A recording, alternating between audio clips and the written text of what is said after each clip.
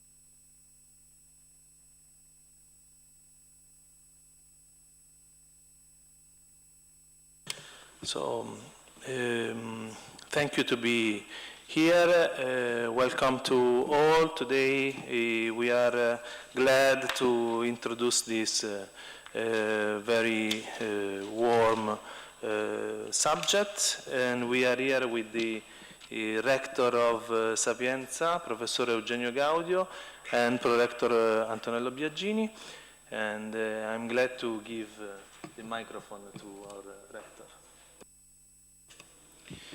Thank you so much, and good morning and welcome everybody to our old and large university, La Sapienza of Rome.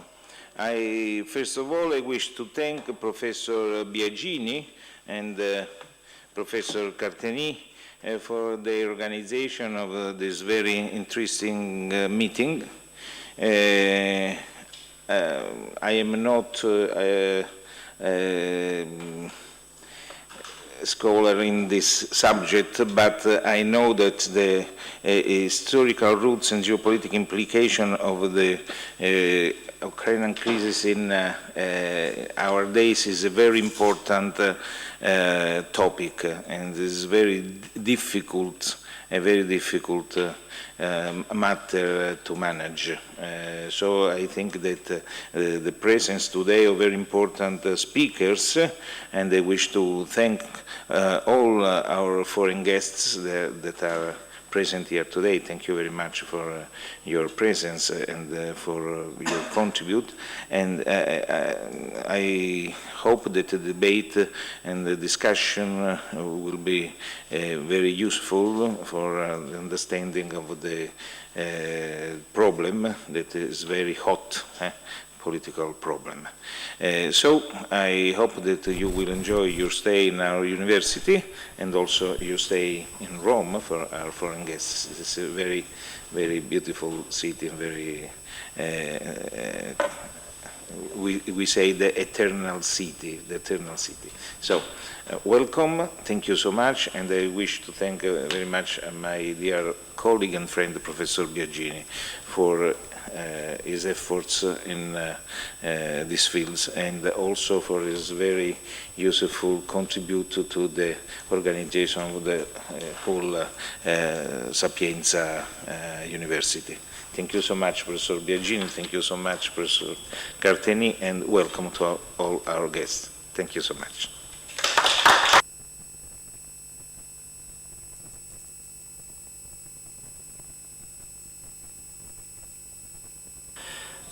Good morning. I am very happy to open the session of this conference in the presence of so many illustrious colleagues and experts in history, geopolitics, and international relations who have chosen the meeting in Sapienza to discuss one of the most significant and topical themes on the international agenda, the crisis in Ukraine. First of all, many thanks to our rector Eugenio Gaudio, who supported the realization of this meeting, confirming a strong sensibility towards the role of human, social, and political science in the context of academic life. I strongly supported the organization of this convention for many reasons, of which I will mention only the most important ones.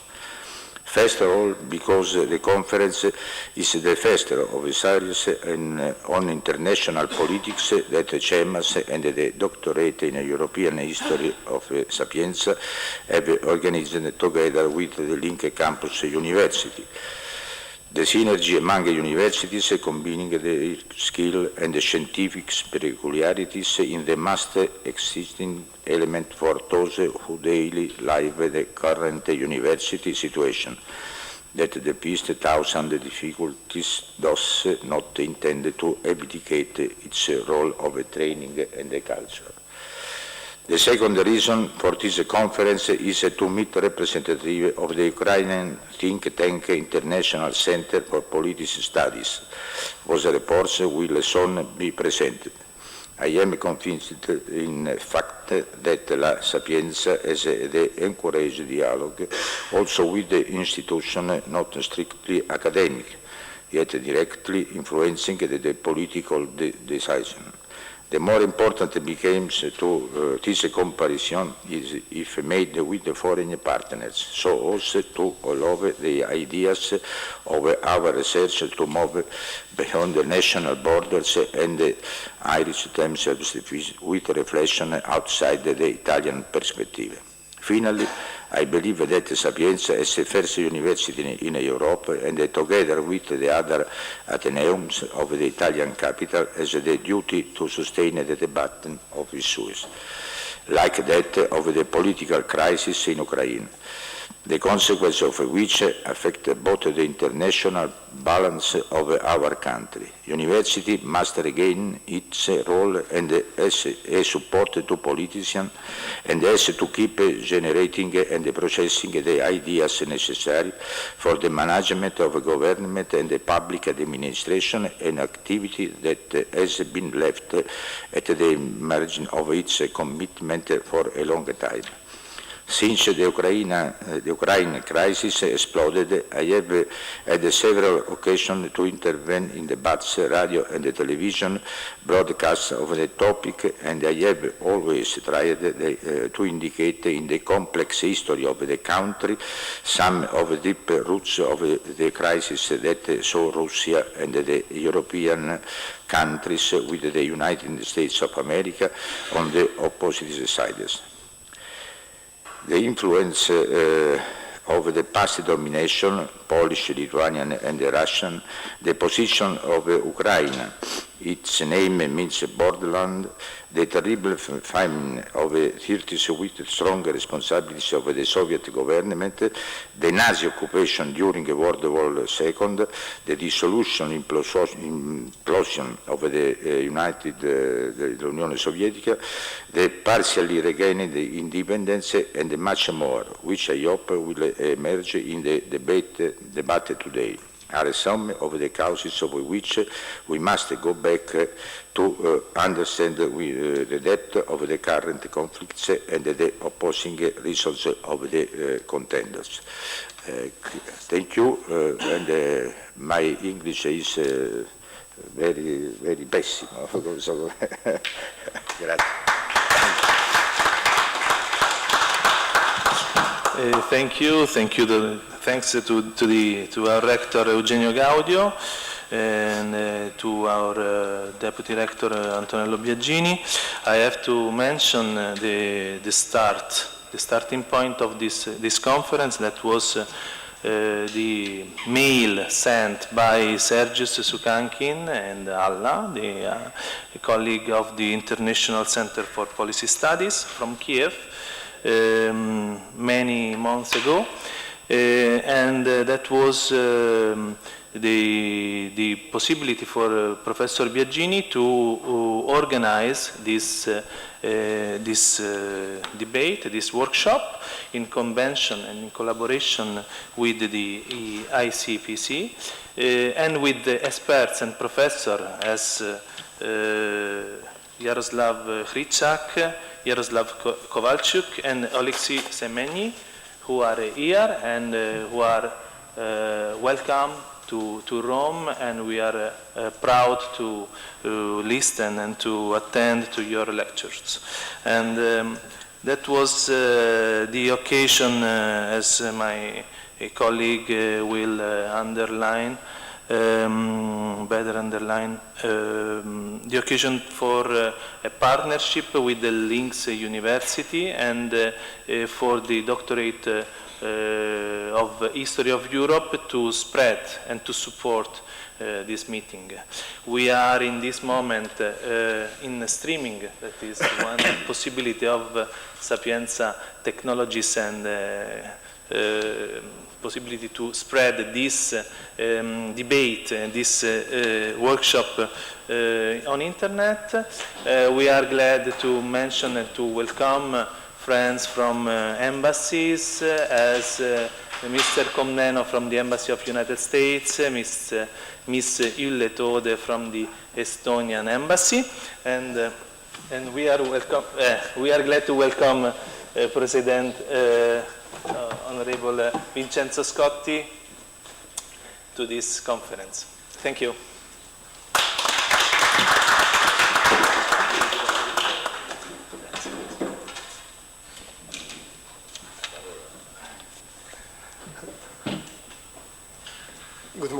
and I have to confess that I am a little bit disoriented today because my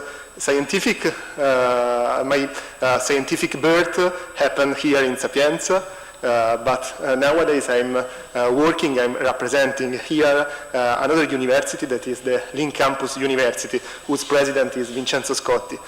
And so I have to say and express my acknowledgement both to Professor Gaudio and Professor Biagini for my scientific birth, and to Professor Scotti because he supported me in my career.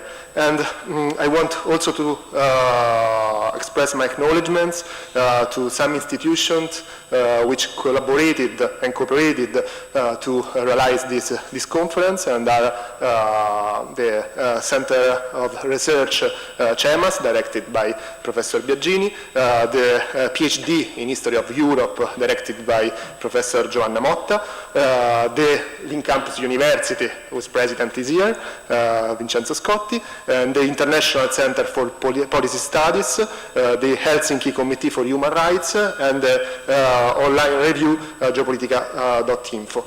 And we are here to talk about a very important topic that is on the top of the international agenda. Before to call here our keynote speaker, I want to introduce Vincenzo Scotti, who is here to bring the greetings of the Link Campus University and to present his idea about this so important issue. Thank you. Thank you. Excuse me, I use Italian language to be clear. Grazie al rettore magnifico Gaudio, al professor Biagini e al professor Natalizia.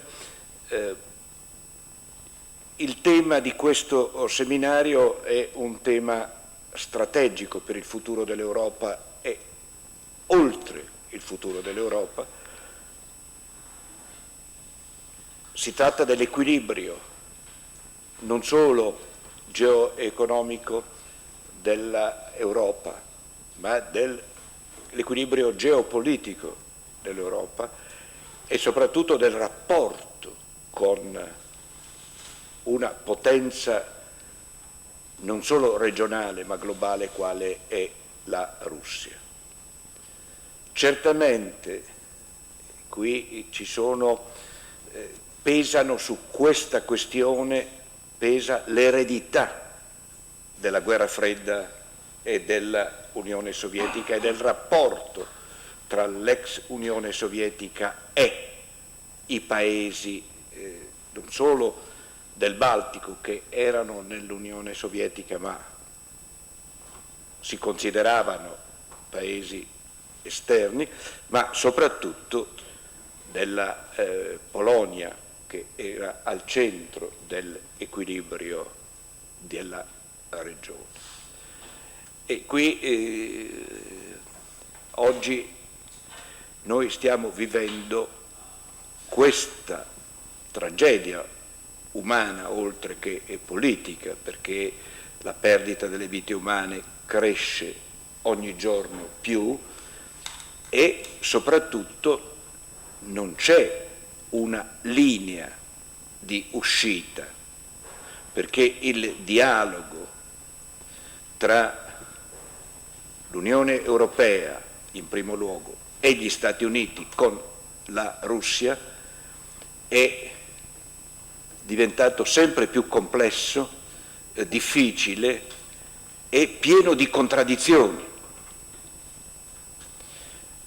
Nell'interno dell'Europa è evidente, ci sono voci diverse, ci sono atteggiamenti diversi e contrapposti in molti punti e quindi è difficile trovare anche un punto di equilibrio all'interno che sia utile al dialogo, perché certamente non si può pensare all'equilibrio economico, sociale e politico di quell'area senza coinvolgimento pieno della Russia e tenendo conto di quelle che sono alcune preoccupazioni e, diciamo così, anche questioni che toccano la natura della nascita della Russia stessa, cioè non bisogna di ricordarvi la storia e il rapporto tra la Russia e l'Ucraina per capire che cosa è in gioco in questa direzione, ma c'è soprattutto il problema di trovare un'intesa strategica con la Russia che riguarda non solo l'area europea ma il gioco più ampio di problemi che sono presenti in tutta l'area che va dal Medio Oriente fino ai paesi balcanici e i paesi del Caucaso. Cioè, in questo senso, in qualche modo siamo in misura analoga ai problemi con l'Iran, cioè ci sono due paesi chiave dell'equilibrio e sono due paesi con i quali il mondo, cioè l'Europa e gli Stati Uniti, devono fare i conti. Io non voglio entrare nel merito di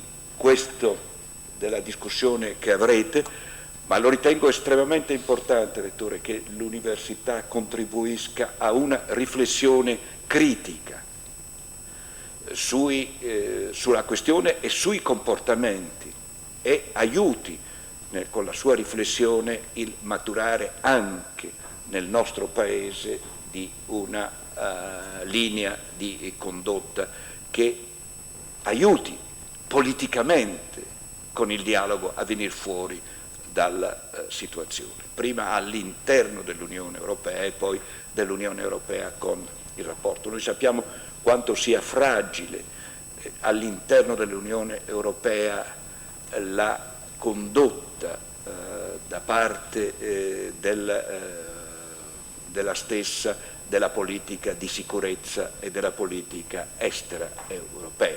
Su questo siamo dietro una contraddizione così evidente che basta considerare il problema della riforma del Consiglio di sicurezza, come l'Europa non riesca a trovare una linea comune per poter avere un ruolo unitario nell'organo decisivo delle Nazioni Unite per la sicurezza. E questo è il segno poi come si può fare nel momento in cui due paesi già sono membri con diritto di veto e un terzo paese europeo aspira ad essere il membro permanente con diritto di veto. Cioè, questo, se la sicurezza del mondo, il posto della sicurezza del mondo, l'Europa non trova, quindi è evidente come anche quando si trova di fronte a crisi, e lo vediamo continuamente, non riesce a esprimere una linea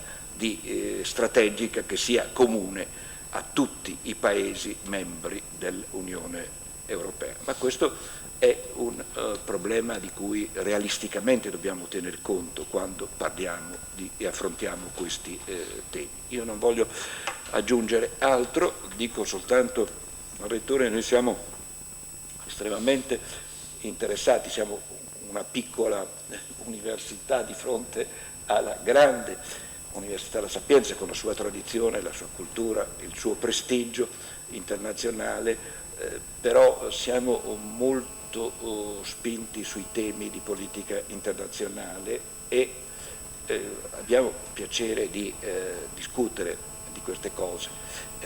Dico soltanto questo: pochi giorni fa nella nostra università abbiamo avuto un seminario molto apprezzato sul tema della disinformazione, cioè per esempio, ed era focalizzata sulla crisi ucraina, quanto la disinformazione organizzata e gestita influenzi ogni possibile soluzione del problema. Questo è un tema su cui la guerra non si combatte solo sul campo, non è solo lo scontro violento, ma è oggi, soprattutto in un mondo di comunicazione, l'influenza che una organizzata disinformazione opera sulle scelte dei paesi e questo è stato documentato ampiamente rispetto alla crisi ucraina, quanto questa stia pesando sulle opinioni pubbliche dei paesi e strumentalizzata per andare in una direzione o nell'altra. In questo c'è sempre una responsabilità delle università nel lavorare sul piano della ricerca, rigorosa, critica come gli è dovuta, a un avanzare del pensiero e del necessario a influenzare le soluzioni poi pratiche che agli Stati competono. Grazie.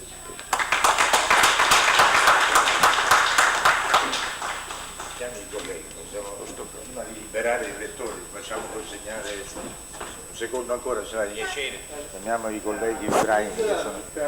Itzhak, Kovalchuk and Semenei come here for your speech, and because we have a little gift for you from our rector and from our institution, Sapienza.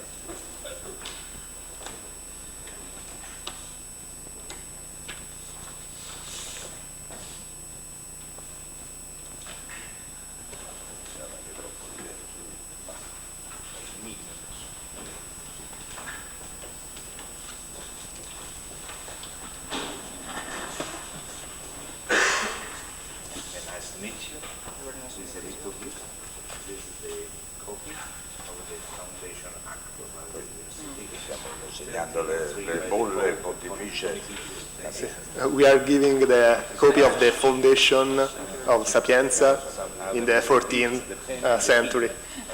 It's a copy, obviously, Thank you very much for your nice by talk. Bonifacio VIII. Yes, so thank you in assisting us in organizing this event.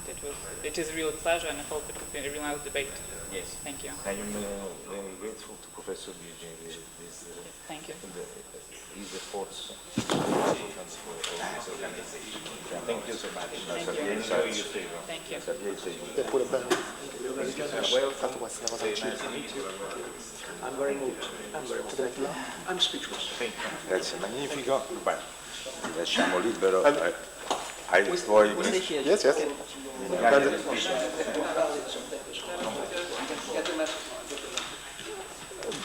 Before the speech, I want only to say again,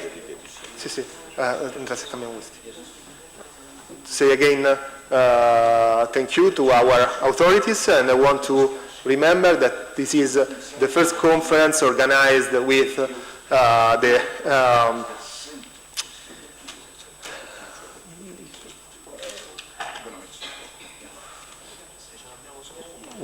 the International Center for Policy Studies, and this is also the first one conference organized with the Link Campus University within a cycle of seminars about geopolitics and international relations. Thank you to our guests, and I think that the first speech is by Professor Yaroslav Pistrak from the Ukrainian Catholic University. Thank you so much. I'm very pleased and honored and moved, and basically I'm not just speechless, I'm PowerPointless, so to say. Could somebody help me with this strange mechanism? I could not. Okay, there is a hope here. Okay, and here it is. Okay. I remember having a conference here like 3 or 4 years ago at Sapienza. We were talking about Ukraine, but it was a very different talk. We're talking about basically about danger of authoritarianism, and I'm very glad that we not discuss this issue anymore, because authoritarianism is not a threat nowadays in Ukraine, but we have different threats, which is basically connected with the nowadays Russian aggression. But I would start with supporting the words that has been just said by your rector. My Italian is not good enough to speak, but I do understand Italian. So I do really believe that what is at stake, it's much more than Ukraine. It's much than Ukraine and Russia. It's even much more, dare to say, even much than future European Union. It's future of the world. It's probably not sounds exaggeration. We talk not in terms about some say geopolitics, it's rather in terms of where the world is heading to, especially in terms of the rise of the fundamentalism and challenges of modernity and modernization. So to put it differently, what I'm trying to do for the several last years, and it helped me immensely to understand what's going on in Ukraine, I'm trying to put Ukraine in the global context, because I believe the global context is the only one which really fits for discussion of this problem. So to illustrate how does it work, just for all, there has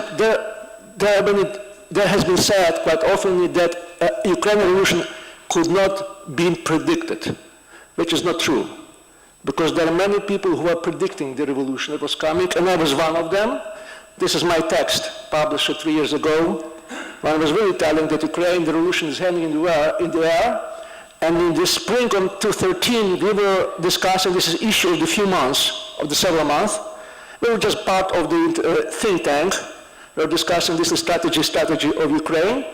And probably it sounds rather strange when historians are making some kind of predictions, because historians are poor prophet, and history could teach us anything that's a modesty, and especially in the face of the crisis of the modern historiography, which could be briefly described as the failure of the global history or big picture or longue durée.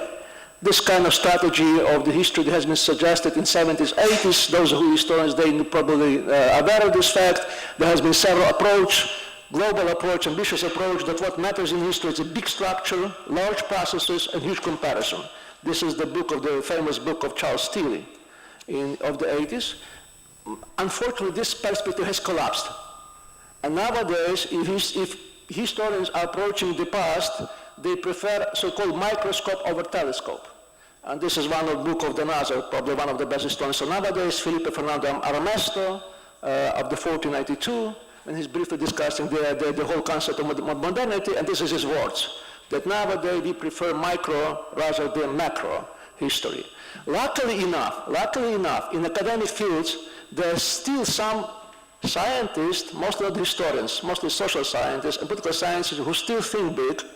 And when I made my prediction, I was relying on this survey of this project, which may be known for you. This is Values World Survey that has been initiated in the 70s, 80s in University of Michigan by Professor Ron Engelhardt. Since then, this study has been expanded throughout the world. Now it covers 75% of countries and 90% population. And this is probably the largest empirical data which nowadays exists in the world since then, because they survey each country approximately each 5-6 years. Since the collapse of communism, both Russia and Ukraine has been included, and provides a very interesting picture, say very provocative for some kind of the broader comparisons and conceptualization of what's going on. To put it briefly, what Engelhardt tried to say, that basically what is the core of the nowadays crisis is an issue of modernity, or modernization, whatever we mean by that, because the term is very large. But issue is how to challenge, how to stand the changes, how to make the changes work for the society rather than against the society. And probably know the famous modernization theory that basically says that once we have economy growing, we will necessarily have a rise of democracy. And this is very simple. I put it crudely, so to say, but this is mostly modernization. And Engelhardt says that basically it's right, but it's also wrong. Because in order to this democracy and economic link work, you have to have another shift, which means values, something that motivates the people. And this is deep in the culture, so to say. And what he does, this is probably the most famous result of this project, the civilization map of the world. It's very hard to discuss it here because it's complicated, but I put it very briefly. What he tries to say, this is map of the values. When you put the map of the values on the GDP, it's chemically clear the GDP are deeply internally related with the values, and specifically with so-called values of self-expression. When people start thinking about survival, and they start thinking about self-expression, then you may expect that democracy and economy start to work linking together. If not, you may expect that democracy would fail. That might be economic crisis, economic growth, that doesn't matter, but democracy will not fit with the economic fail because values still matter. And this is the example since 80s, how many countries has changed this in the trajectory, how some of them helped, made this kind of mid-challenge, some of them not. Just to put it on the Eastern European basis, here is the map of the last 2 surveys. This has been done in 0 years. Roughly speaking, is before the Orange Revolution, after the Orange Revolution, and 5-6 years is in between them. So what you see here, the horizontal line is probably the most important line because it gives you the scope of transition or transformation from the survival to self-expression. What you could clearly see in this map, that Russia has stuck. Even so, we have increase of the economic standards in Russia since recently, specifically since Putin. There is no change in the values. As a matter of fact, Russia prefer, I'm not calling all the Russia, majority of Russian population still prefer very values of so-called closed society. While in Ukrainian case, you could clearly see that we have a significant shift. We see it on the map, that we have some kind of shift on the map, which clearly shows that, quite surprisingly, even situation in Ukraine is much worse economic. We have political crisis, since still we have a shift in the terms of the self-expression values. Now let's come to closer reality. How we could transcribe to political, so say, circumstances or events. If looking upon the scheme, you could clearly see the rise of the Putin is not a coincidence, because basically it reflects the values which are now dominant in the Russian society. Because once you have a survival values, you would vote for a strong hand, somebody who take order over the country. And vice versa, under these circumstances, under this kind of the context, you may really see that return of Yanukovych to power was a kind, if I may put it, systematic error, failure of the system, some kind of coincidence. Because since there is a shift, you may expect that he won't stay for long in power. So this was our base for our predictions that Yanukovych, if Yanukovych would not change his attitude, most likely revolution would follow because you have quite different society. And this has been society that emerged in the last 10 years in Ukraine. So what is good about the project? Because it clearly shows to what extent history matters. Because this is history that made this kind of difference. And I would claim, for sure my colleagues will tell you about the history of the several centuries, I would claim that this is not the long history that matters. It was the recent history. And I believe the main point of bifurcation between Russia and in Ukraine occurred not by the collapse of the Soviet Union in 1991. The main testing case was this crisis 1993-94. You may remember or not, both Ukraine and Russia has a very deep crisis at that time. Ukraine has been divided economically, linguistically, culturally in 2 parts, East and West. Ukraine is speaking East, West, Russian speaking East. And the crisis was so deep that CIA came with a prognosis that Ukraine is heading to civil war, in comparison with which, I'm quoting verbatim, Yugoslav war would look like innocent picnic.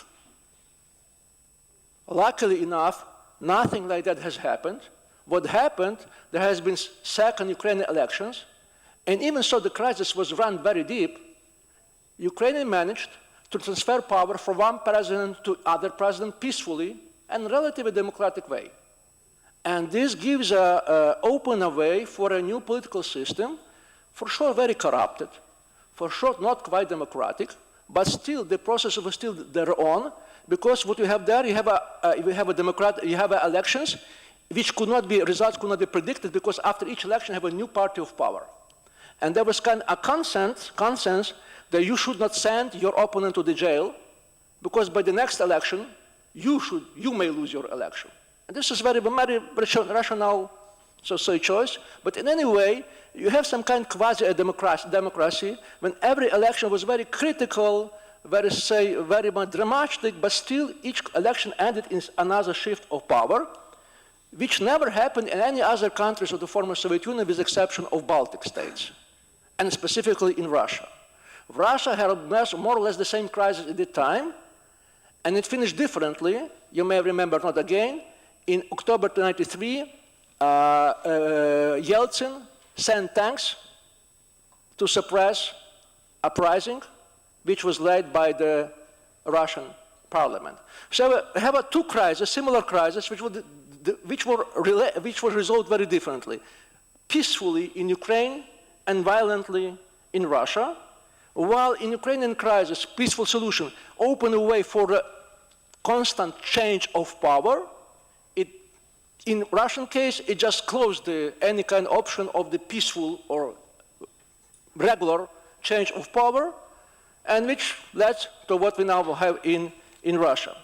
So what I'm saying here, these different trajectories which Ukraine and Russia had create a new opportunity, and most importantly, the main opportunity was, or the main, so say, result of this Ukrainian trajectory was a rise of new generation in Ukraine, which was raised even so in economically not very stabilized years, but still in the years of the real democracy.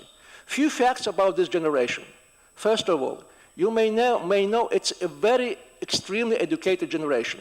You may know it or not, but Ukraine nowadays is among top 10 countries in the world with the highest rate of the young people who are attending university within a specific group age. We never had such educated generation as we have it nowadays. For sure, it's very much digitalized generation.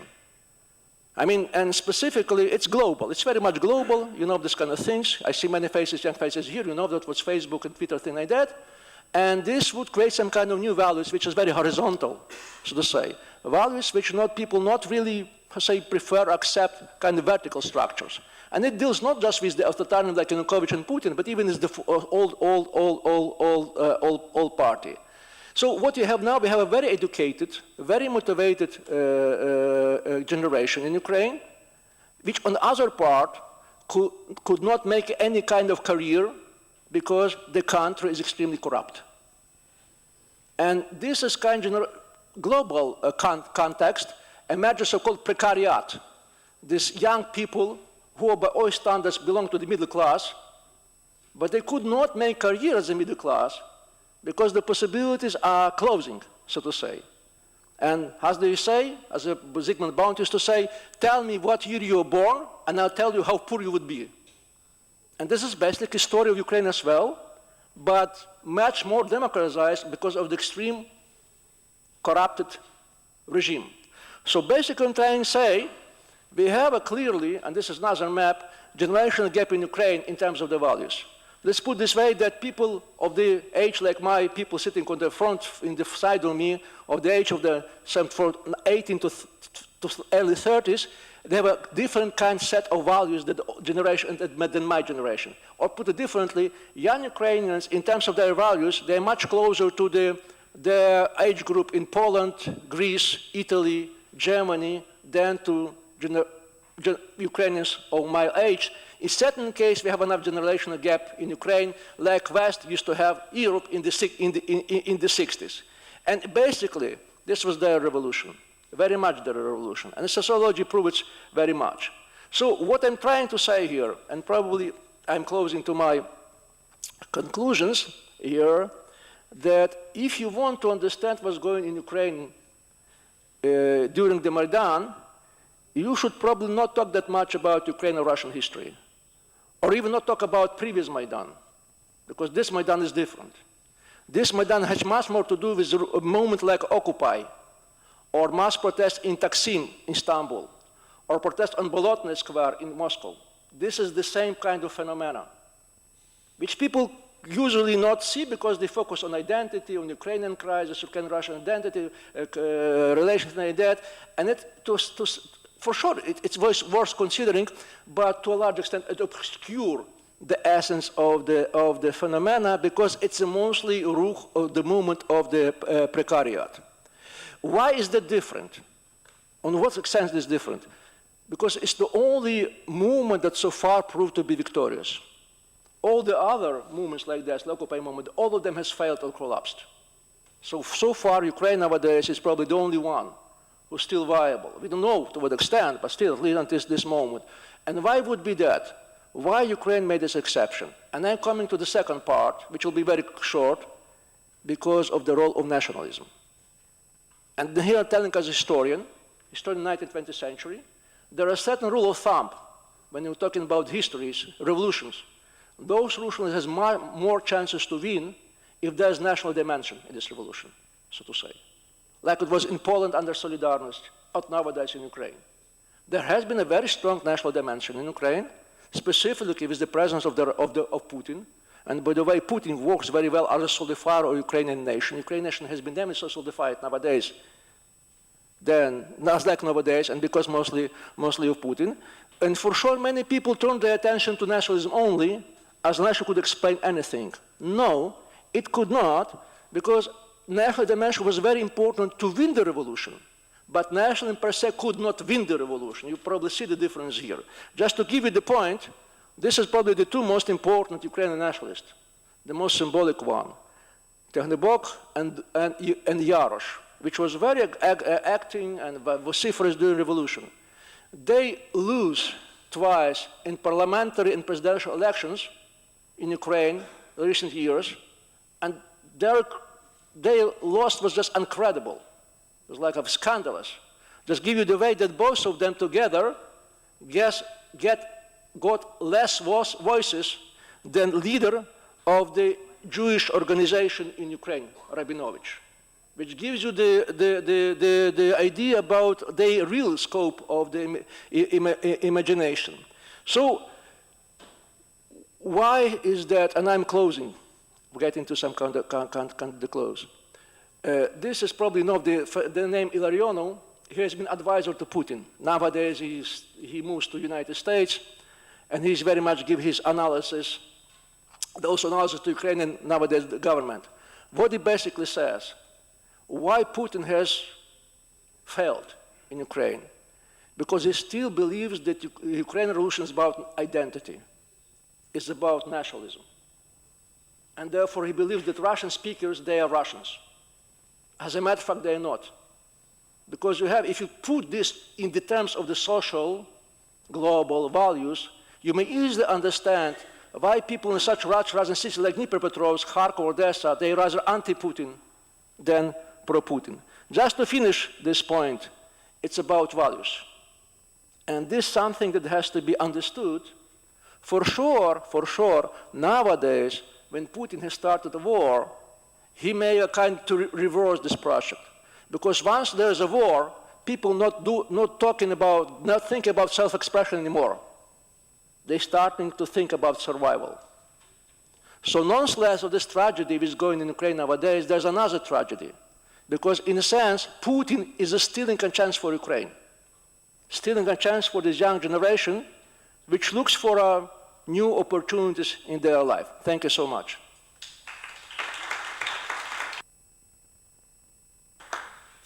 And thank you to Professor Histrak.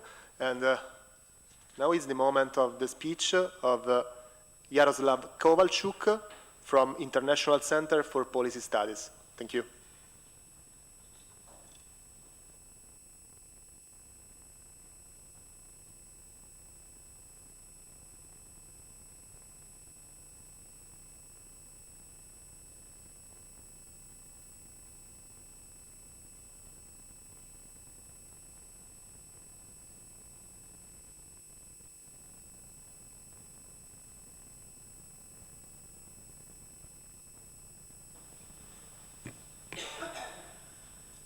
First of all, I would like to say and express my gratitude for our partners in Rome for helping us in organizing this event. I would like to say that it is only one in the series of lectures in key universities around Europe, and the project is called European Universities, the lectures which will tell, which will tell the world about Ukraine. And it is our great pleasure and honor that in Italy, Sapienza University and Link Campus University are our major partners. Thank you. And a small organization note.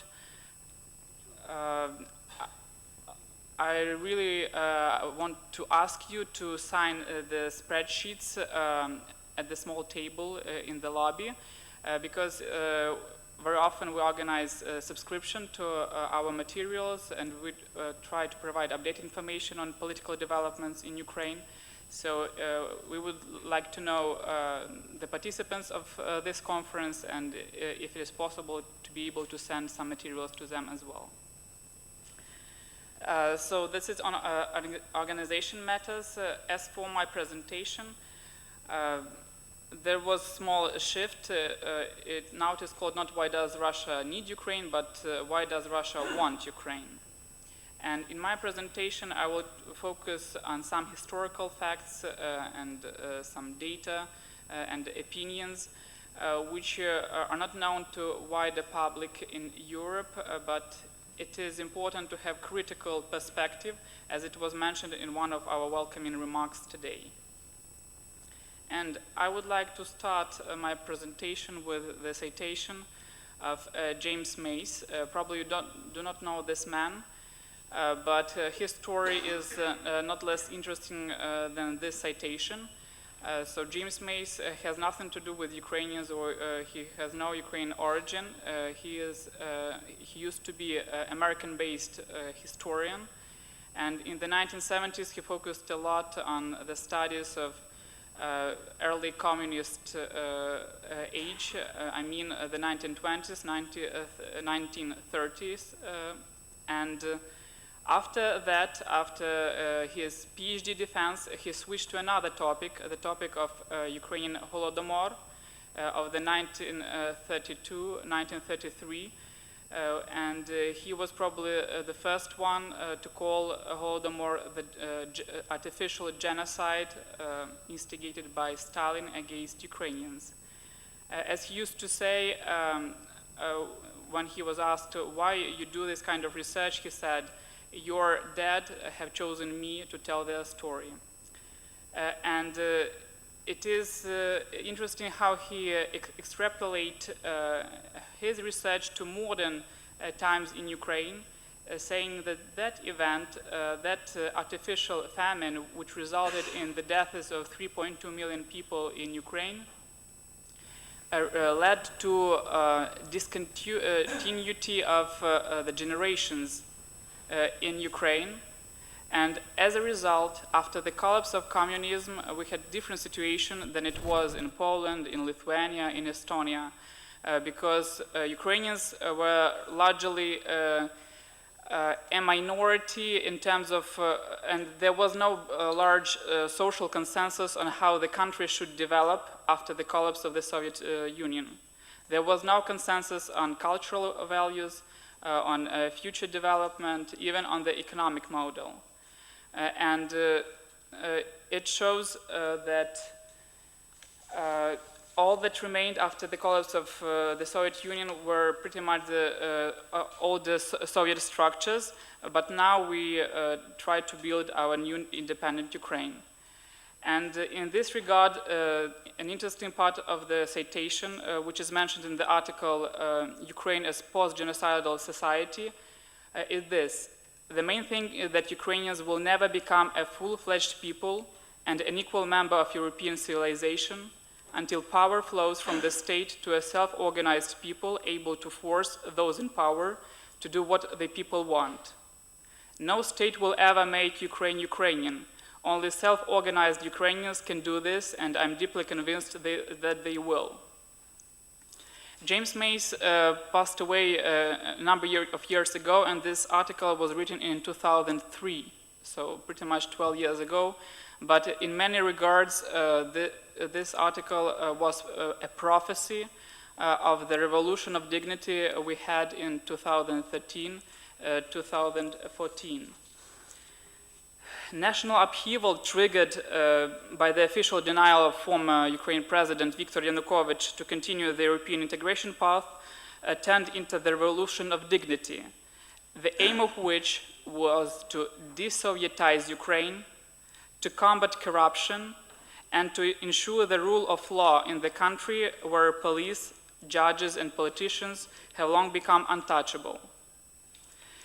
In bloody February 2014, dozens of Ukrainians sacrificed their lives to protect the freedom of their people. However, it has become only the first one in the long row of challenges the country had to face in 2014. In March, Russian annexation of Crimea. In April, Russia instigates separatism in the east. May, Russia supports referenda in Donbass. August, a large-scale invasion of regular Russian troops in Ukraine. It was really the year of blood and tears in Ukraine, and according to the recent UN figures as of January 6th, in this conflict in Donbass, more than 4,700 people already died, 10,000 people wounded, and there are almost 1.5 million of IDPs and refugees from the conflict area. But I would like to mention that this data is as of 6th of January. You can imagine the scale of the conflict if in less than a month the figure of people dead increased to more than 5,000. However, it is a terrible price, but this is a price that Ukrainians are willing to pay to break away from their Soviet past and build up a democratic country that protects the rule of law, not the rule of power. On the other hand, the Kremlin can't allow this to happen, as it sees Ukraine as a prerequisite for its own existence. So why does Russia want Ukraine, and what does history say about the roots of the Russian-Ukraine conflict? For this purpose, I would like to use another citation of Zbigniew Brzezinski from his book in 1997, where he says that Ukraine and its very existence as an independent country helped to transform Russia. Without Ukraine, Russia ceases to be a Eurasian empire. But with Ukraine, Russia automatically again regains the wherewithal to become a powerful imperial state. It is interesting that even Russian experts agree with this opinion. For instance, Lilia Shevtsova, an expert of Moscow Carnegie Center, once said in one of the interviews that Ukraine moving to the West takes away legitimacy of the Russian state and legitimacy, and without this legitimacy, Russians turn into Moscow populated by God knows whom. Then a starting point for Russian history is not a 1,000-year history of Christianity and Christianization of Kievan Rus, but Andrei Bogolubsky of the 12th century, and it is a totally different story. Another opinion, more closer to yours, from France, why everything happened in Ukraine and why does Russia want Ukraine? There are three factors that have come to define Vladimir Putin's behavior towards Ukraine. The first is his ego. Second, he strives for revenge in Europe as he believes that the collapse of the USSR was caused by America, Pope John Paul II, and Europe. And the third is Putin's ideology known as Eurasianism. Ideology is a very important issue when you want to revive the empire, and we see that Russians put a lot of efforts to present their perspective, also, both in ideological terms and in historical terms. And unfortunately, this perspective dominates in European mass media. However, I believe that for academic discussion, a critical view is necessary. So I would like to focus on three myths that are largely overlooked in Europe, but I will present this myth with some figures, facts, and data. And through this method, I would invite you to debate and to more rigorous research on Ukraine history without taking the Russian perspective. So the first myth is that Russia takes its historical background from the times of Kievan Rus, but I would tell you about the time framework. The Kievan Rus was a medieval country founded in the 9th century, and it reached its greatest extent in the mid-11th century. And at that time, the state stretched from the Baltic Sea in the north to the Black Sea in the east, in the south. However, in the 13th century, it met its demise due to Mongol invasion.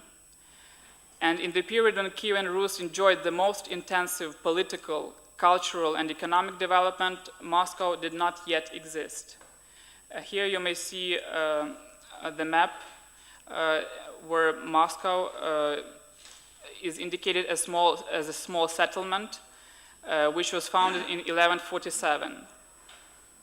Moscow became the capital of the Vladimir Suzdal Principality only in 1327.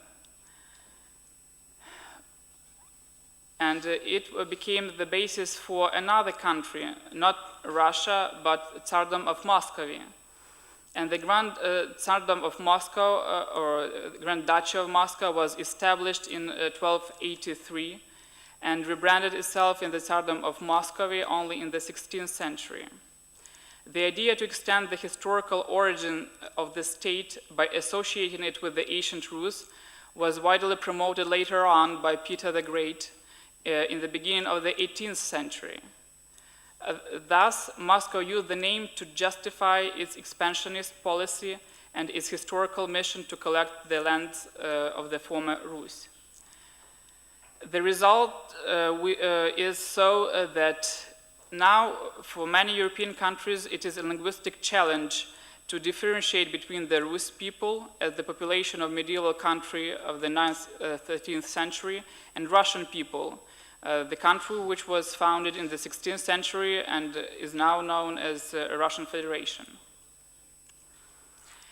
Another myth which is widely promoted is, it's not rather a myth but an ideology called Ruski Mir, and it was introduced by Vladimir Putin in 2006 for the first time, but ever since NGOs, governmental agencies and church put a lot of efforts to promote this concept. And this concept basically is laid on three pillars: the Moscow Orthodox Christianity, affiliation to Russian language and Russian culture, and a common historical narrative. The advocates of the concept believe that there are more than 300 million people in the world that may be regarded as the Ruski Mir, and this paradigm includes not only post-Soviet countries like Ukraine, Belarus, or Baltic states, but even the countries where there are large Russian minorities. So pretty much wherever there are Russians or people that feel some affiliation to Russian culture and this specific historical narrative, they may be regarded as advocates of the Ruski Mir ideology. However, the problem with this concept is that it is oriented toward the past but not the future, and in result it makes the real modernization of Russia impossible, although in today's globalized world it is modernization that keeps countries in the game. In this regard, an interesting citation by Anton Shekhovtsov, saying that, quote, "Ruski Mir is an unwesternizable and unmodernizable community. This is why Putin's Russia is not fascist, as some commentators suggest, because both Germany and Italy of those times strove for an alternative modernity, rather than rejecting the idea of modernization altogether. However, the ideology of Ruski Mir is totally oriented toward the past and the glory of the Kievan Rus." In order to promote the ideas of Ruski Mir, in 2007, the Ministry of Foreign Affairs of Russia and the Ministry of Education created the Ruski Mir Foundation. And the key goal of this foundation is to promote the ideas, the state ideology of Vladimir Putin. And now the network of the Ruski Mir Foundation consists of 98 Russian centers in 43 countries. And the biggest amount is in Ukraine, 12 of them. It is interesting that they focus a lot on informational work. They have their own radio station, TV channel, online platforms, and even Ruski Mir magazine. And the third myth I would like to focus today is the myth what was used by Russia to justify annexation of Crimea in March 2014. Russians claim that Crimea is a historical Russian territory, with Sevastopol being a city of Russian military glory. But looking at this slide, we may see that Russian rule over the peninsula lasted only for 135 years. After 1920, Crimea became part of Soviet Russia, but in 1954 it was transferred to Soviet Ukraine. And we may see that this transfer was not free of charge, because in 30 years before, in 1924, pretty much similar territories were given free of charge to Russia from Ukraine. And the official reason for this gift in 1954 was a celebration of the 300th anniversary of Pereyaslav Treaty, the treaty which united Russia and Ukraine in one union. However, there is another hypothesis, and to have a critical perspective, we need to take it into consideration as well. Some scholars prove that the initial idea was to put the burden of recovery of this peninsula after the Second World War on Soviet Ukraine, as it had large human resources and it had infrastructure to recover this peninsula economically, especially after the deportation of Crimean Tatars in 1946, when pretty much 200,000 people were deported to Central Asia. And it was done, and we may see that infrastructurally, Crimea and Ukraine are one land, one country, and the Ukrainians did this mission of recovery of the peninsula. All in all, however, it was not a justification, it was not enough argument for Russia, as in 2014 Russia annexed Ukraine and Crimea, saying that 1954 agreement does not worth a paper it was written on. In this presentation, I tried to focus a lot on history, and you may say that in current conflict, economics or real politics is of more importance. However, I think that ideological and historical narrative play a crucial role in this conflict, because Russia uses the past to promote destabilization in neighboring countries and to promote ideas of Ruski Mir, not only in Eastern Europe, but in the world in general. Thank you. And thank you to Professor Kovalchuk. Now is the moment of the speech of Professor AOC Sapienza from Institute for Global Transformations, and his speech is entitled Ukraine Crisis 2013-2014, Geopolitical and Security Dimensions. Thank you.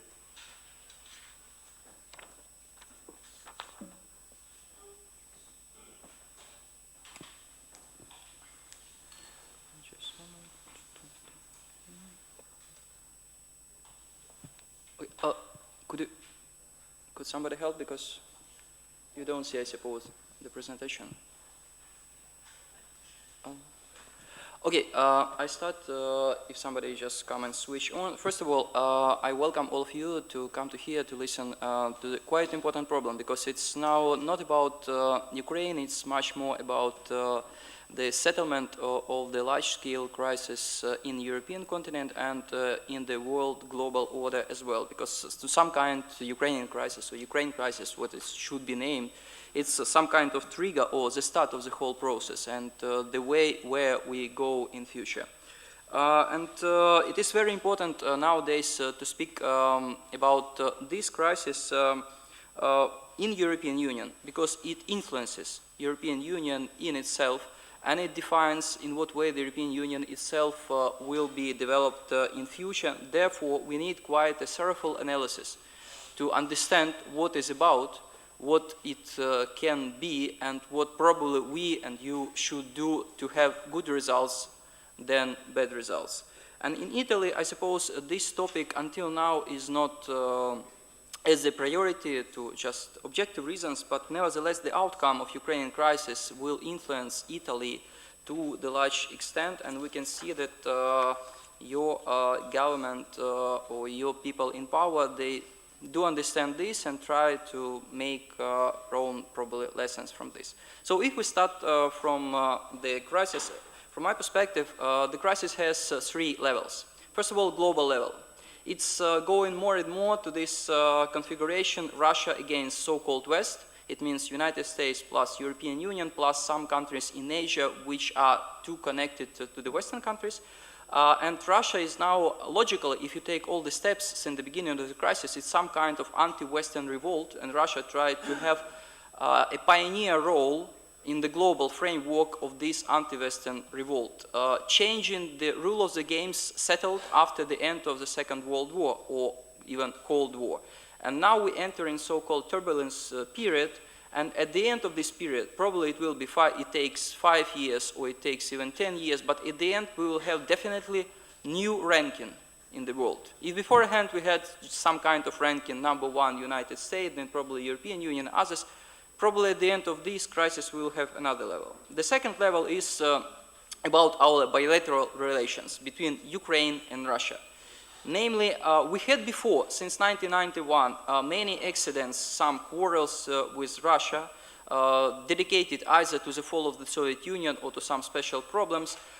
Even Crimea issue was quite controversial, but to some extent we avoided the war situation, we avoided a military confrontation, but now it is not this story. Quite important were actually personal relationships between the leaders. I'm talking mostly about relationships between Putin and three his Ukrainian counterparts, Kuchma, Yushchenko, and Yanukovych. And all of them, they were quite different with Putin, starting with Kuchma, who just overplayed Putin, Yushchenko, which Putin didn't like and didn't understand, but nevertheless they found some solutions. Yanukovych, with whom on the one side Putin was quite comfortable reaching own gains in Ukraine, but on the personal level it was a huge distrust between both and some kind even of humiliation from Putin towards Yanukovych. And coming to the last short-term perspectives for our bilateral relations, you can see just past few weeks, that short-term perspectives are quite bad. It's a great risk of military escalation going further and further, and nobody knows how it will end. And then the third level of this crisis, namely domestic level. Most of all, and Professor Grisak told us that probably the roots of the whole situation is much more not about some bilateral agenda, not about some international agenda, although this matters, but it's about our domestic agenda. Namely that we Ukrainians, since 1991, we should accept this, we failed to build quite a good and comfortable and prosperous state. Although we had, I suppose, such possibilities, although we have such examples on the post-Soviet space building these success stories, but nevertheless, until now, we failed. And this was, I will call it, mismanagement of the whole country. And then it's about need, I would say, some kind of reconciliation between some different groups of population who to some extent could have different interests, could have different views. And this culture of reconciliation is just about these European values, about European idea, just talking to each other, listening to each other, finding some compromises, and not battling each other at once. And the result until now was not so good. Then what I see, what are actually the main reasons of the crisis and triggers? The main geopolitical reason, I suppose, that actually for this region, Eastern European region, the Cold War was actually not over. As far as after the end of the Cold War, there were not taken definite solutions or decisions exactly about these countries or inside this country about their own future. And it was just some kind of silent compromise, but different views. Views from the United States, views from the European Union on the one side, and views from Russia on the other side. To some extent, to some time, it was just silent, and then it became obvious, and it became with much more conflict potential, and now we have some kind of results, and Ukraine is a vivid example, because it's not going about Ukraine. The previous case was about Georgia, for example, and to some extent about other countries. And we have, except, for example, our Ukraine case now, so-called frozen conflicts, which in any minute now could be unfrozen, be it Transnistria, be it Armenia, Azerbaijan, be it Ossetia or Abkhazia. And now these are all the issues to be discussed. Then the second reason, it was actually so-called, and you can see in all the latest declarations during 2 or even 5 years of Russia, starting from Putin, Mr. Lavrov, or many other officials, I would call it Russia offense. Russia is offended that Russia as a state was not understood by the West, and despite all the concessions, as Russia supposed it did, there were no result or no outcome or no just vice versa approach from the West, and it's just like offend. And then it returned, and to some extent it was told by previous speakers, to so-called imperialist agenda or imperium paradigm in Russia, because it's not the story about the last years, it's the story about some previous century, and now it comes back. Then it's about domestic reasons. It's a huge, large extent, unskillful game by Mr. Yanukovych, previous president, namely in foreign policy and security policy. He did not, unfortunately, understand the rules of the game, how she should do something in foreign security policy as a president of Ukraine, and especially in domestic policy. Especially in domestic policy, and we Ukrainians have much to just define some kind of bill to Mr. Yanukovych for what he did wrong, and even more for what he did not in a better way. Then it's about some kind of wrong perceptions and insufficient analysis in the West. To some extent, especially in the far more Western countries, there were no so good understanding about the conflict potential, the roots of the whole situation, how it could be settled, when should be done something and not should be done something. And only after the crisis was unfolded and started actually, now we have this understanding that, okay, we need something to do, we need to define the rules, we need to have a good analysis, we need to do something, because it's unacceptable to have such a crisis, which actually it's not only about some concrete countries in crisis or in war, it's about the whole Europe, it's about the future of the whole global system. So in order to settle this, we need to tackle the crisis in the right way. And then the triggers. The triggers was actually, the first trigger was overwhelming dissatisfaction with Yanukovych inside Ukraine. And that was the major trigger, starting from the students mostly coming to Maidan. It's about non-signing of association agreement in November 2013, and then this forceful actions of Yanukovych, then more and more people coming to Maidan, and this just spillover effect.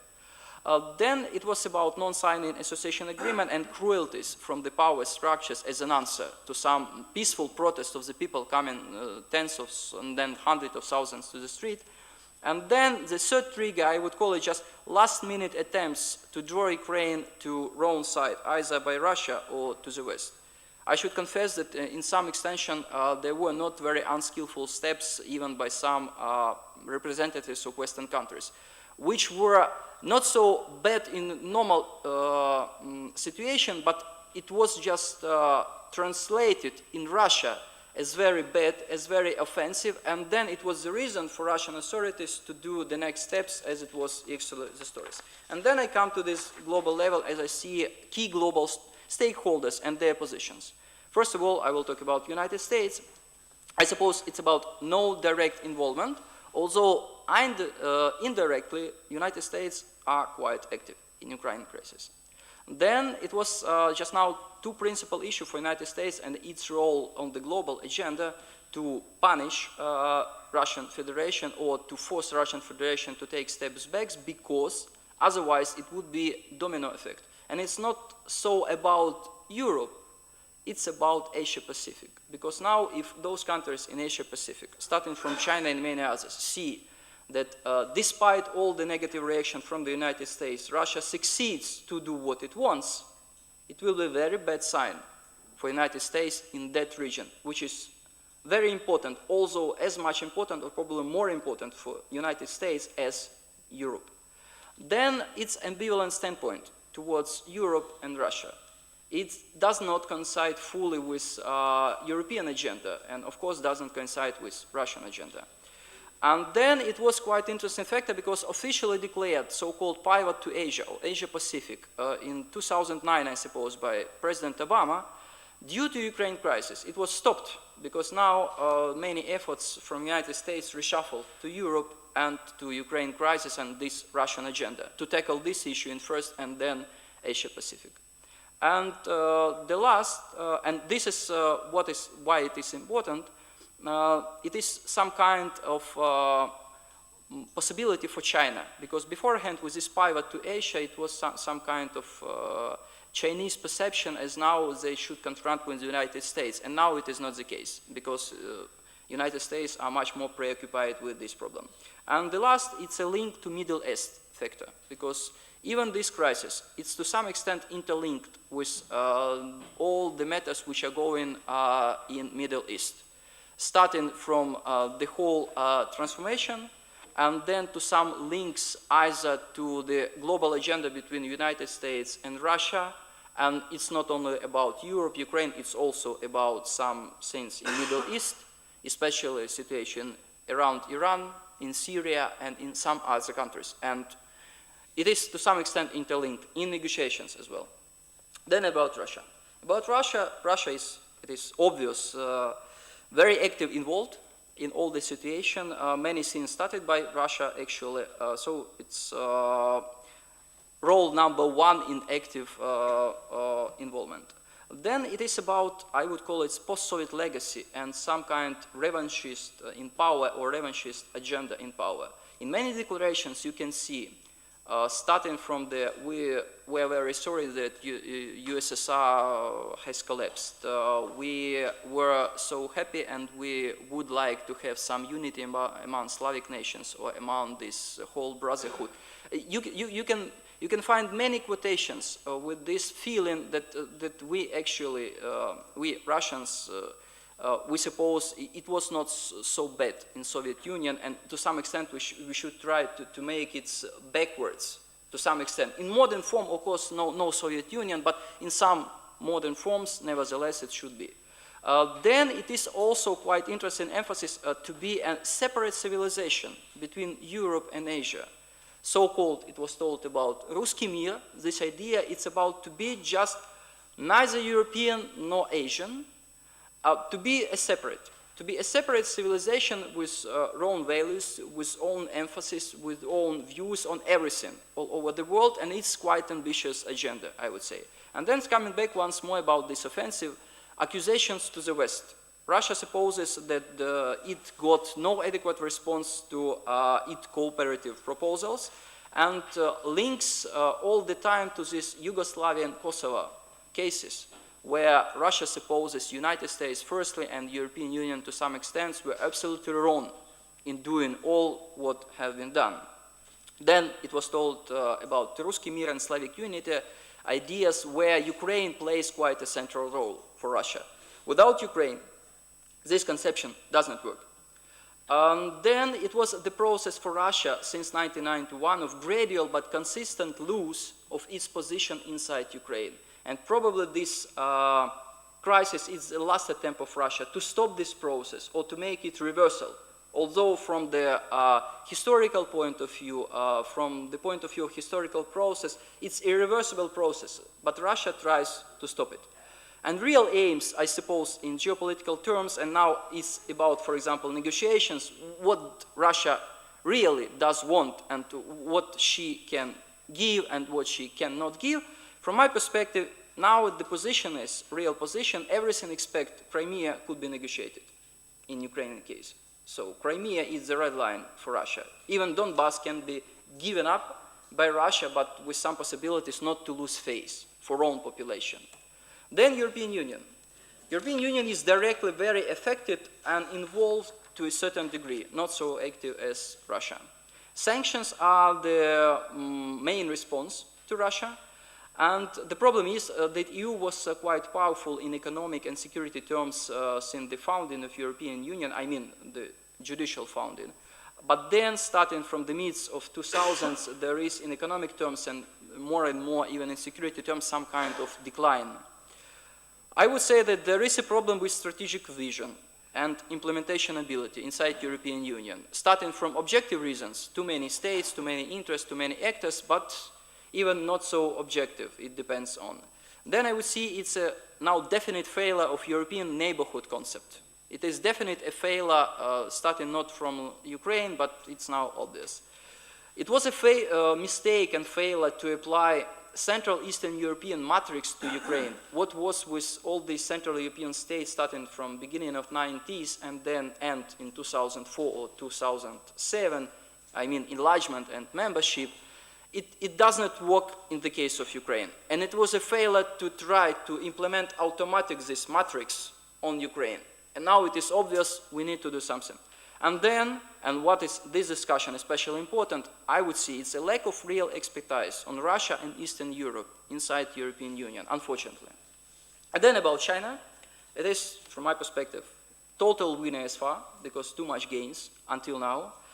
China was quite and is quite cautious in statements about Ukraine crisis since the beginning and until now, despite all strategic relations with Russia. It's very cautious. Then, in some perspective, as we see now, Russia is going to be, I suppose, a minor partner between China and the United States, or, in the worst-case scenario, asset to be some kind divided. Then it's very interesting to see China's view on Great Europe. And it's very different from the views of United States and European Union and from the actors inside Europe. Okay. And I would recommend you just to think about this Silk Road strategy. Possible future, what we can see. I see for Ukraine crisis three scenarios. Cold War, Cold Peace, and neither war nor peace. First scenario, Cold War, and now we're going more and more in this case. It's limited confrontation with possible option of Russia defeat, in the worst case for Russia. And now, to some extent, it is going in this direction. And it would mean change of Putin regime as minimum result. Cold Peace, some kind of settlement and drawing and adhering the lines of influence, repeating the competition of system as it was in Cold War case, so between socialism and capitalism, and non-written rules settled and then obeyed.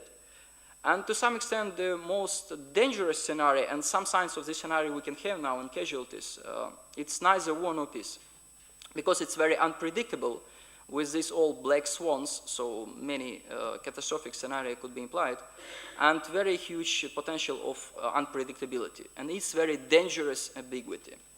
And then about some numbers about association agreement, what it's about. Actually, it's a quite a huge document. The main formula was agreed among one Ukrainian and one French diplomat advisors to the presidents, Sarkozy and Yushchenko in 2007, and then implemented. And it means no membership perspective for Ukraine. It was this gentleman agreement that time. Association agreement, it's not about membership. It's now a little bit another picture, but it was just the start of this principle. In Ukraine, it's as well understood more and more as some membership perspective, although it is not. And now we have one story, very important, DCFTA, a Deep and Comprehensive Free Trade Agreement, which is a large part of this association agreement. And it's about real process, because according to the trilateral agreement between Russian Federation, European Union, and Ukraine, many sections of this DCFTA are postponed until January 2016 because of huge discussions. And what is very critical for European Union, and it's about lack of expertise. It was firstly the pledge of Ukraine, then the statement of Mr. Putin. Let's talk about DCFTA, let's talk about problems. It was in 2012, 2013. The answer of European Union was categorically, no, we don't want to talk, it's not a problem. And what was the answer of European Union in January, firstly, by Mrs. Merkel in January 2013, and then officially in June 2014, okay, let's talk. And now we can just put a question. If beforehand you told, no, we don't need to have a discussion on this issue, and afterwards you admit, yes, we do need to have a discussion, then the question to your standpoint, in what cases were you thinking quite good about the whole problem? And then the last, it's about so-called hybrid wars, because now it's, despite all military escalation, it's large-scale process. It's about new type of wars and warfare, it's hybrid wars, and probably Ukraine crisis is the first global hybrid war. And it's a comprehensive approach by Russia to destabilize or destruct Ukraine as a state. Very important role of media in these hybrid wars. Then taking military terms, what we definitely do have now in Donbass, in these areas, it's testing new military equipment and tactics by Russian military against Ukrainian forces. And it's very dangerous thing because it could be transferred to other cases. And Europe, in this case, could be, or even probably is, in Russian perception, as an accessory target, or next accessory target for Russia. Thanks.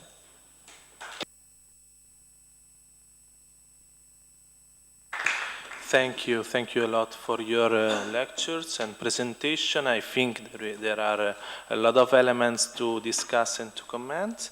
And so I'm going to start with the open debate, with comments by other discussants from many institutions and newspaper and more environments about interested to the geopolitical issues. I don't know if Dario Fabbri is arrived or not. Okay, ciao. Okay, pleasure. So please, 8-10 minutes at maximum. If you want to, you can take the microphone in your seat. If you. Yes, you can push, and we have the cameras from the front. Please, from Limes, Dario Fabbri from Limes Geopolitical Review in Italy.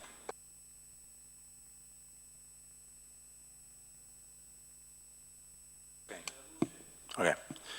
Hello. First and foremost, I'd like to thank the committee for inviting me to this interesting debate.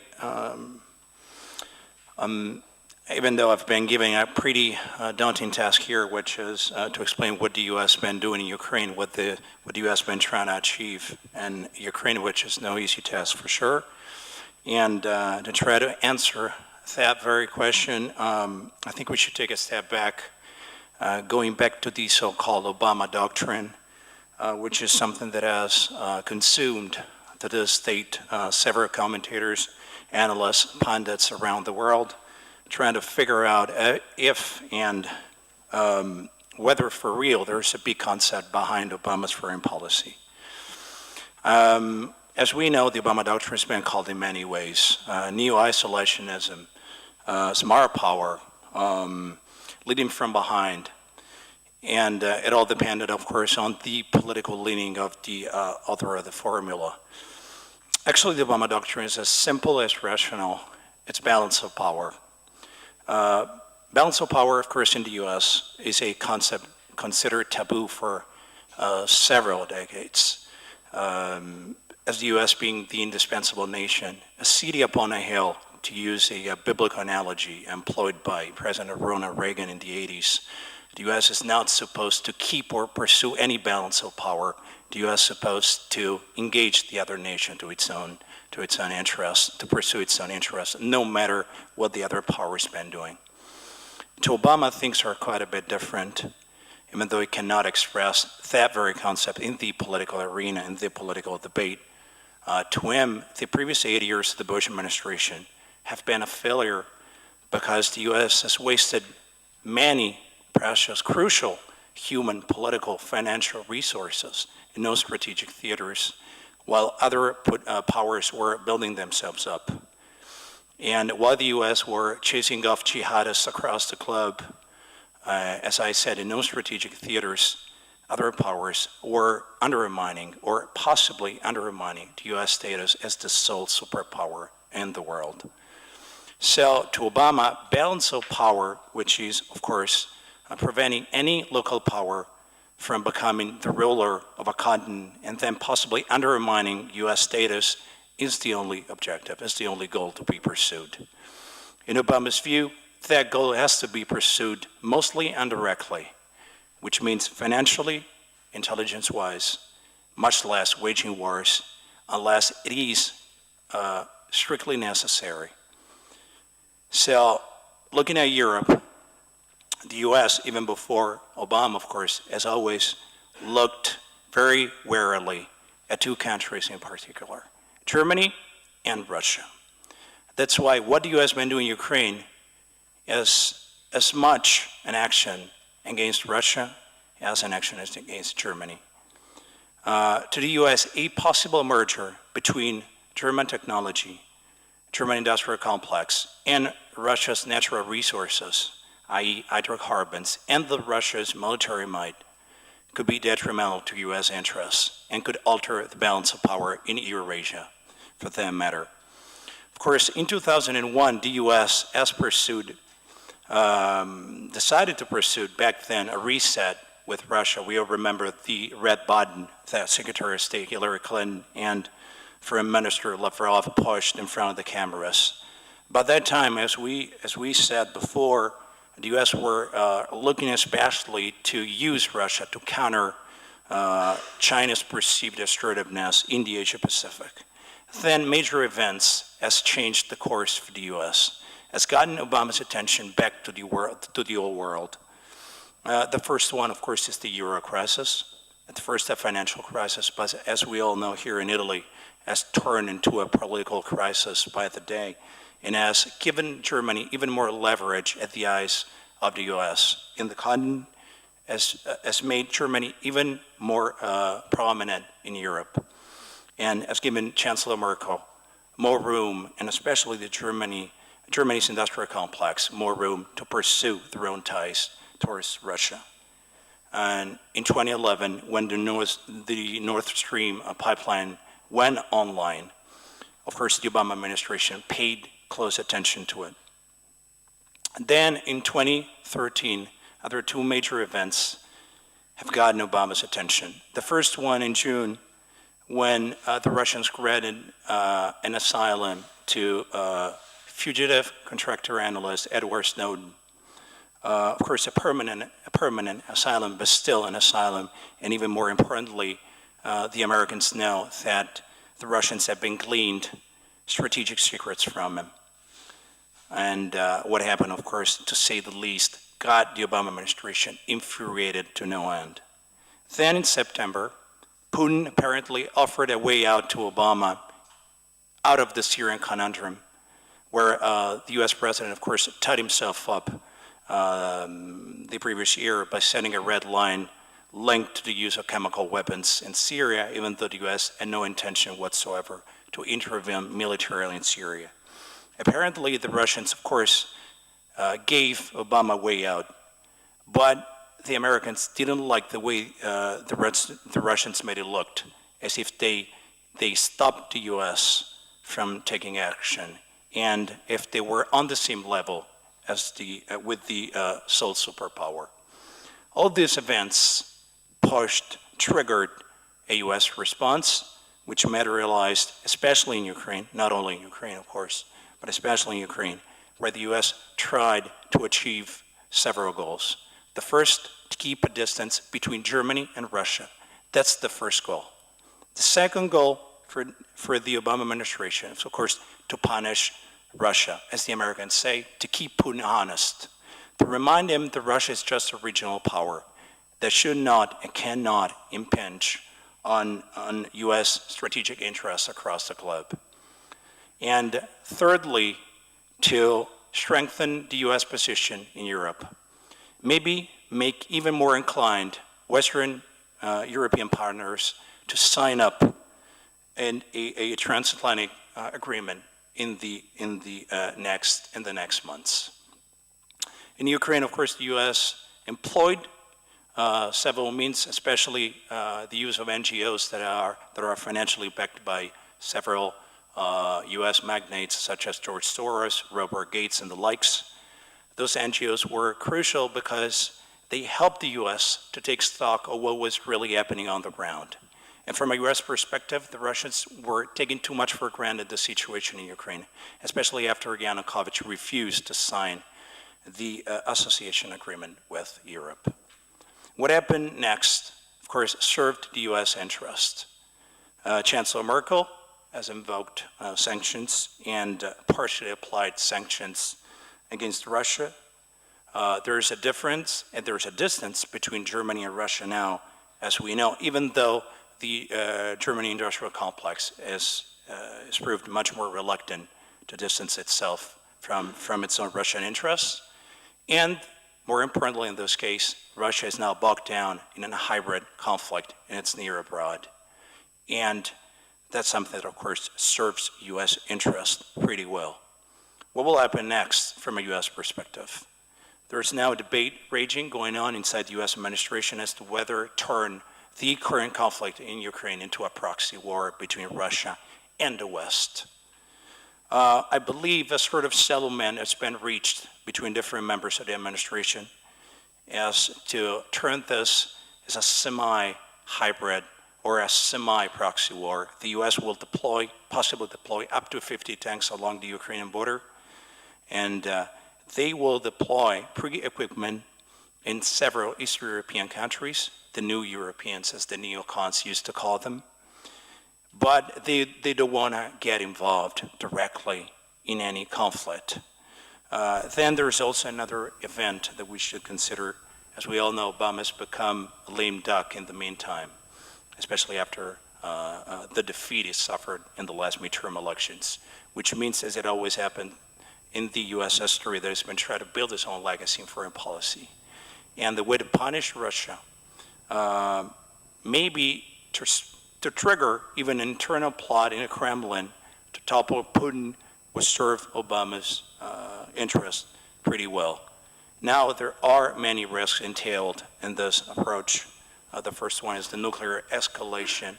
Not only it's a risk because it's a nuclear one, of course, but we should consider that unlike in Russia, where the use of nuclear weapons is contemplated in the Russian military doctrine, in the U.S., the American public wouldn't possibly understand a nuclear escalation over Ukraine. As we all know, as we saw in the past months, many Americans don't even know where to put Ukraine on the map. So if a nuclear escalation were to happen, the U.S. should and would back down immediately from the conflict. So far, though, what's been going on in Europe and Ukraine, as I said, serves the U.S. interest pretty well. But as former Secretary of Defense Donald Rumsfeld once said, there are many unknown unknowns going forward. Thank you.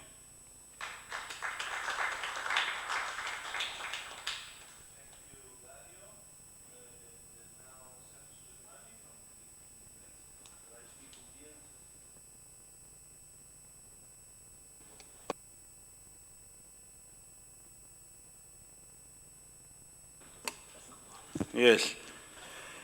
I want to make two comments to the extremely interesting presentations. One has to do with several speakers spoke of insufficient analysis in the West, of lack of expertise. I think this is particularly true with regards to the problem that has been mentioned by the speakers of hybrid warfare or irregular warfare as a kind of new challenge posed by Russia to NATO, to Western security. And this is really an insufficiently analyzed topic. I would say that it is necessary to analyze it more from the perspective of the Soviet tradition of active measures. As you know, during the Cold War, the Soviets had what they called aktivnie meropriatia, which were a set of techniques and practices of destabilization of influence that they practiced against the West, but all over the world, which included support for insurgent movements, disinformation, propaganda campaigns, agents of influence, use of front organizations. Now, these techniques were gradually kind of reinstated after the fall of the Soviet Union, especially with the Putin system. They were kind of institutionalized, including using the Russian intelligence services, and they were kind of readapted to modern conditions with the use of cyber, for example.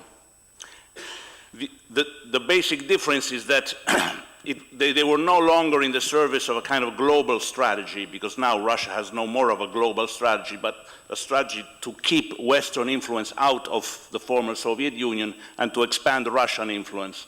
And of course, there is the element of the Eurasianist ideology. We no longer have communism, Marxism, Leninism. We have this new kind of ideological vision that was very well described by the speakers, right?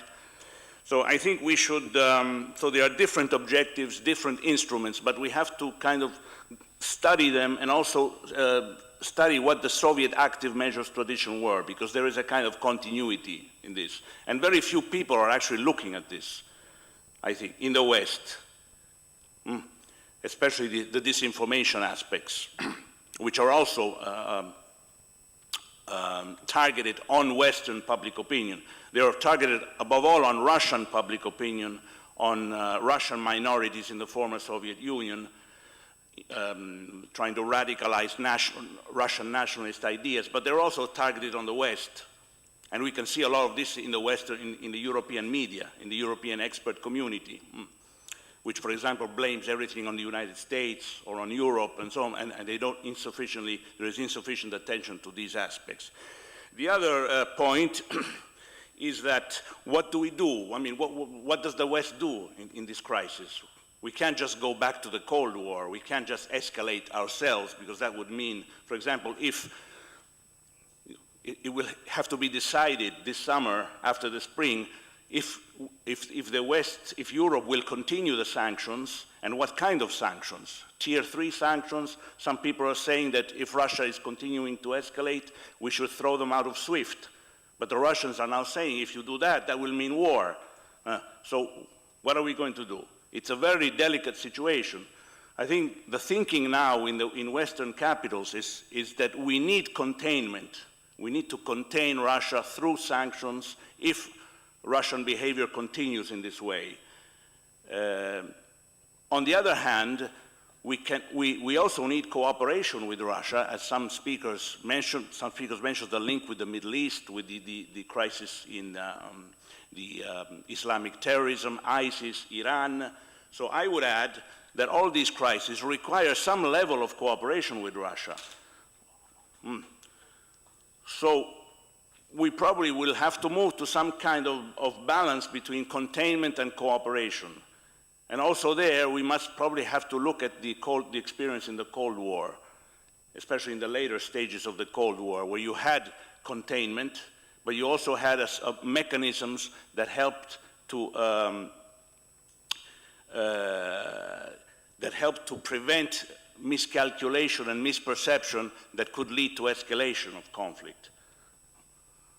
So these are the 2 points we have to make. We have to study more the Russian strategy of active measures, and we have to try to find a balance between containment and cooperation.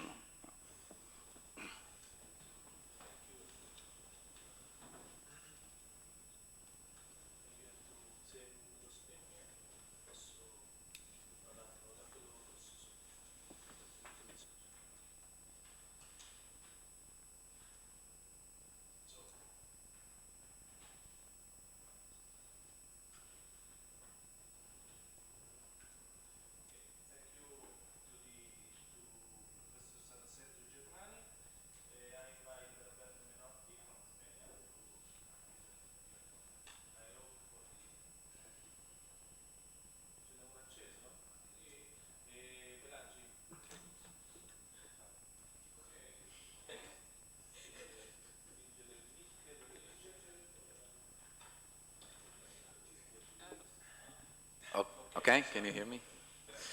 Thank you. Yes, I'm with Aspenia, the Journal of Aspen Institute Italia in Rome. Thank you for the opportunity, and thanks to the speakers especially. I have three main comments, maybe a very short final comment, which will take it to number 4.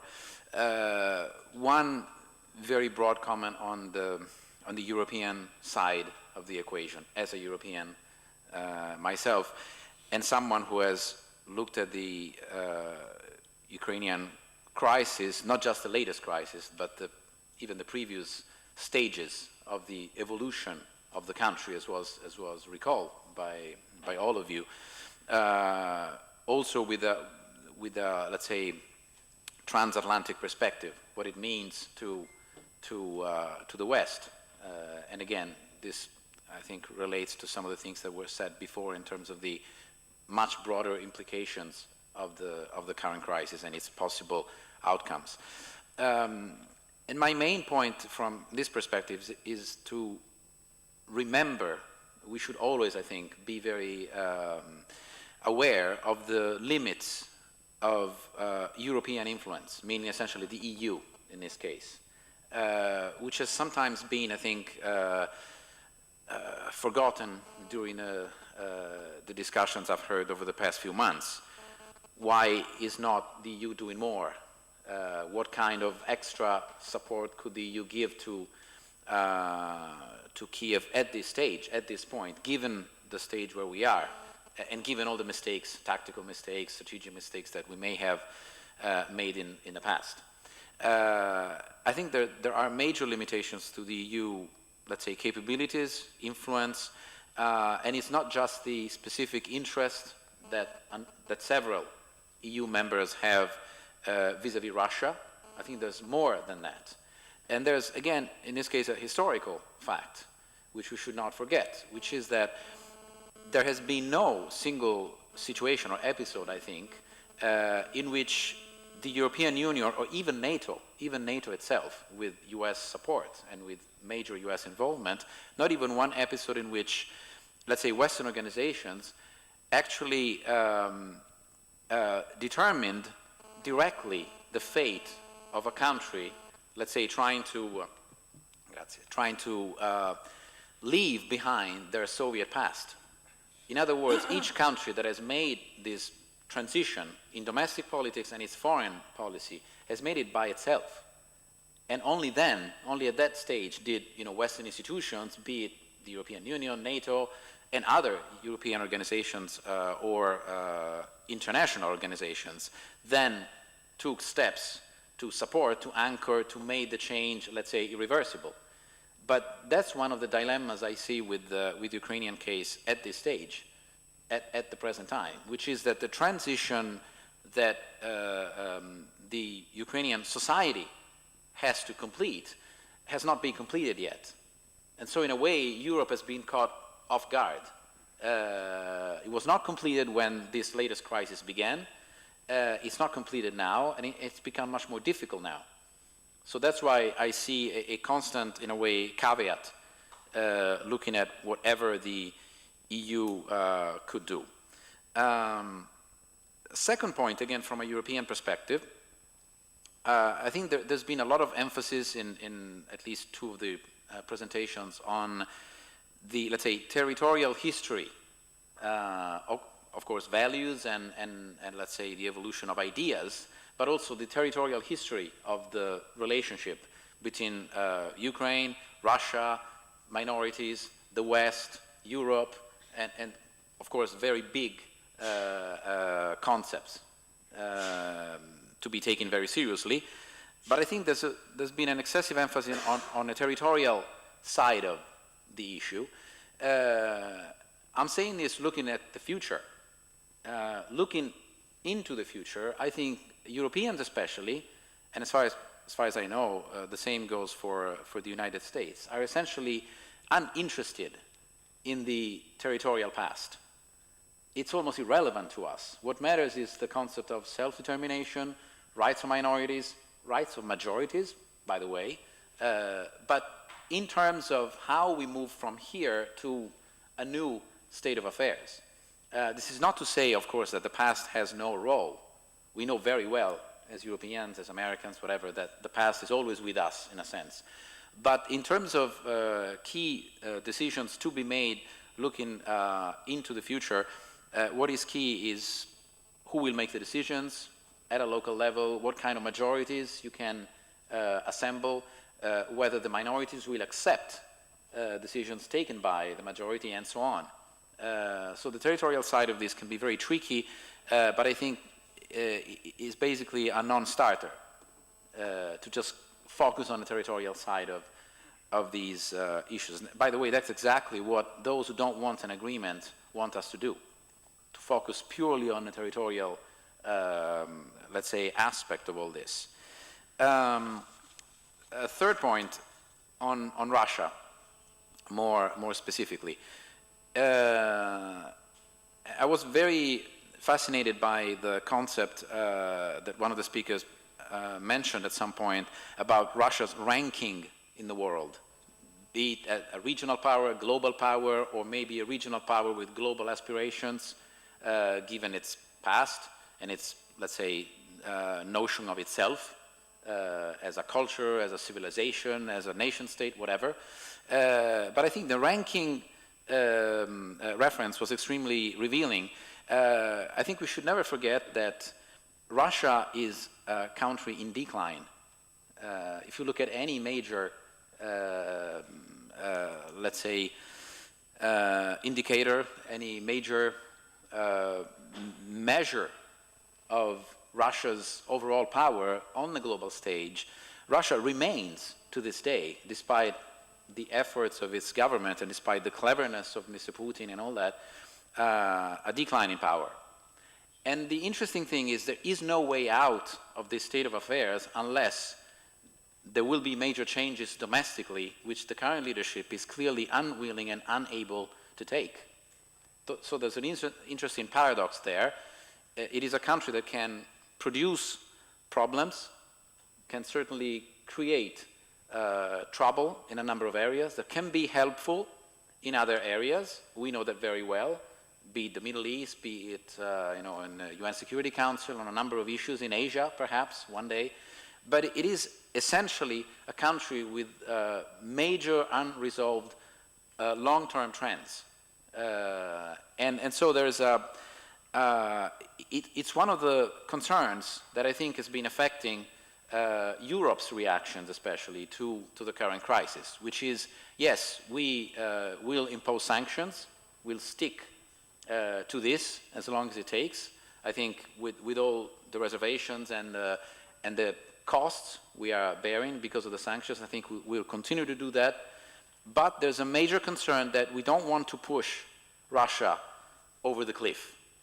And I think in many ways the Obama administration, at least the Obama administration, I don't know about the next administration in the US post-2016, but the Obama administration is also very aware that a major crisis in Russia, again, in Russia, a domestic crisis in Russia, is not exactly in our interest. Not now, not for the next 50 years. We have a number of other issues on the table that need our attention. I don't see why anybody would be interested in pushing, again, Russia over the cliff. So that explains a lot of the caution in dealing with this. My last point, very short, on the sanctions and what to do next, essentially. I was extremely worried a few days ago after reading one of the many statements by, I think it was Minister Lavrov, but there's been similar statements by others, even less, including President Putin, which were revealing of the ongoing escalation that we are seeing in the relationship with the West, between Russia and the West. At some point, I think Lavrov stated that essentially NATO is actually waging a proxy war in Ukraine already. Now, this can be a provocation, can be an exaggeration. We know that rhetorical, tools are used every day by all of us. But I think that the danger here is that this will take us to a stage where it's very difficult for anybody, for all of the let's say, parties involved in this in a way or another to pull back from the brink. In a sense, not only history matters, I think, but words also begin to matter a lot. You know, to hear a Russian top official say that the most powerful alliance in the history of the world is actually waging a war in Ukraine is pretty worrisome. And of course, we don't see ourselves maybe that way, but that's what we are. That's what NATO is. And I think if that is really the kind, and I'm afraid it is, of course, as far as we know, the kind of presentations that the Russian leadership is offering to the Russian people, we are in serious danger of, in a way, losing control. So my hope is that the current Russian leadership is also aware that it is playing with fire, not just in Ukraine, but more broadly in their relationship with the rest of the world. Thank you. That's it.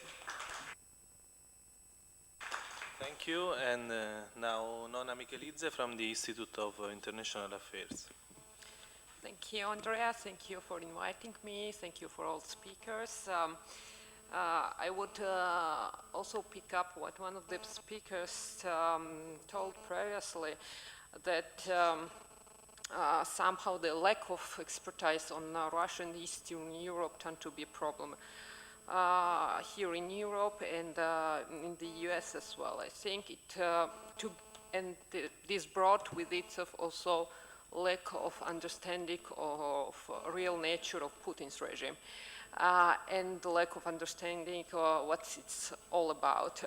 I think that during the dramatic events on Maidan, one of the placards reflected well all the frustrations of the Ukrainians, and the placard was saying, thank you for your deep concern, now do something.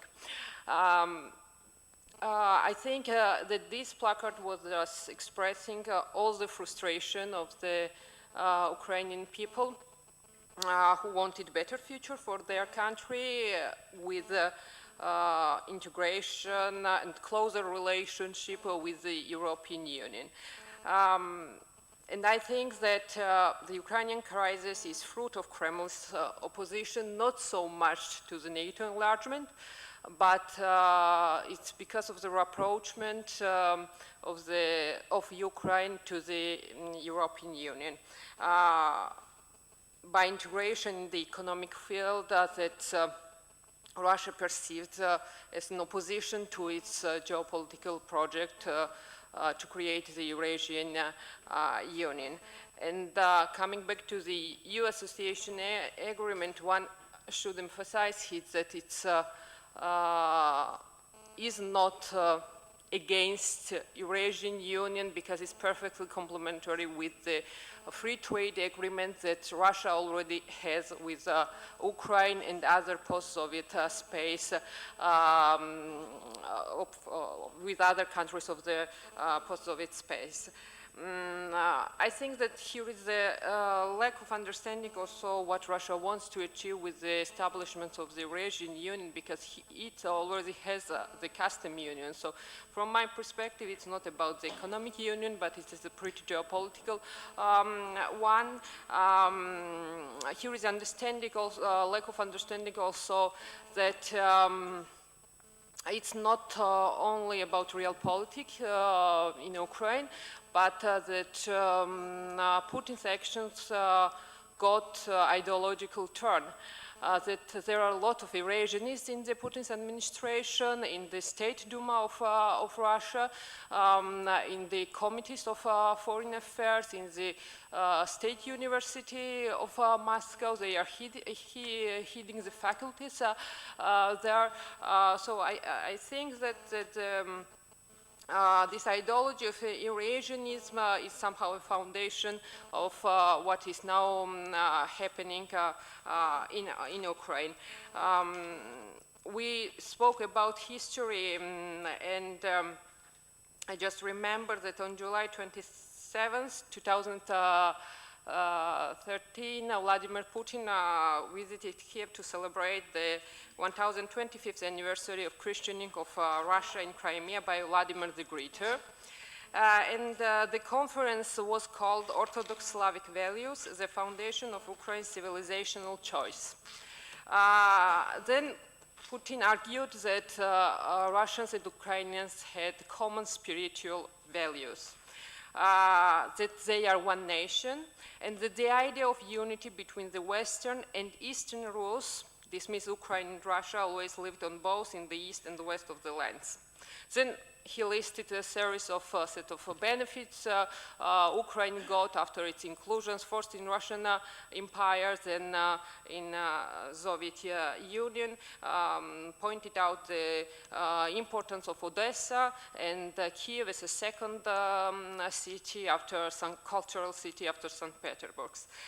In April 2014, a direct line with the Russian citizens, Putin declared that the issue around the Ukraine crisis was related, and I am quoting him, to ensuring legitimate right of Russian-speaking citizens of the southeast Ukraine. I would like to remind you that we are speaking about Novorossiya because of Kharkov, Lugansk, Donetsk, Kherson, Nikolaev, Odessa were not part of Ukraine, but that of Russian Empire.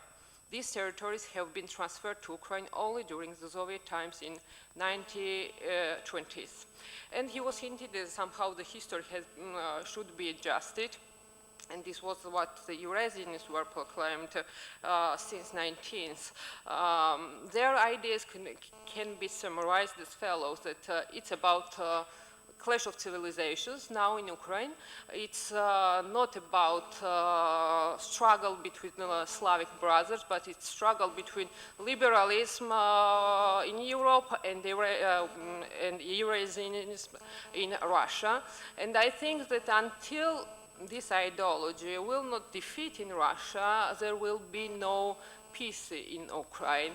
So for Ukraine now maybe to maintain the territories that it has now, so without Donbass and without Crimea, and somehow to freeze it could be a success, but the problem is that Russia will not do this, and Russia is not interested to freeze the conflict. They always had the problem with the independence of and sovereignty of Ukraine. Those who speak Russians can understand that there is a long debate also now in Russia to speak, to say в Украине or на Украине. This means that в Ukraine, Russia is acknowledging that Ukraine is a state. Now Ukraine means that it is some boundary region. So, as said, it's sovereign Ukraine is a problem for Eurasian Russia, because for Eurasian Russia, multipolar order is one acceptable, but in order to be pole, Russia should be a revisionist power, and it should exercise influence or near abroad. The triangle should be Astana, Moscow, and Kiev. And for this, I think there is, from Putin's perspective, there is no pullback from Ukraine. And I think that this should be understood from the West side.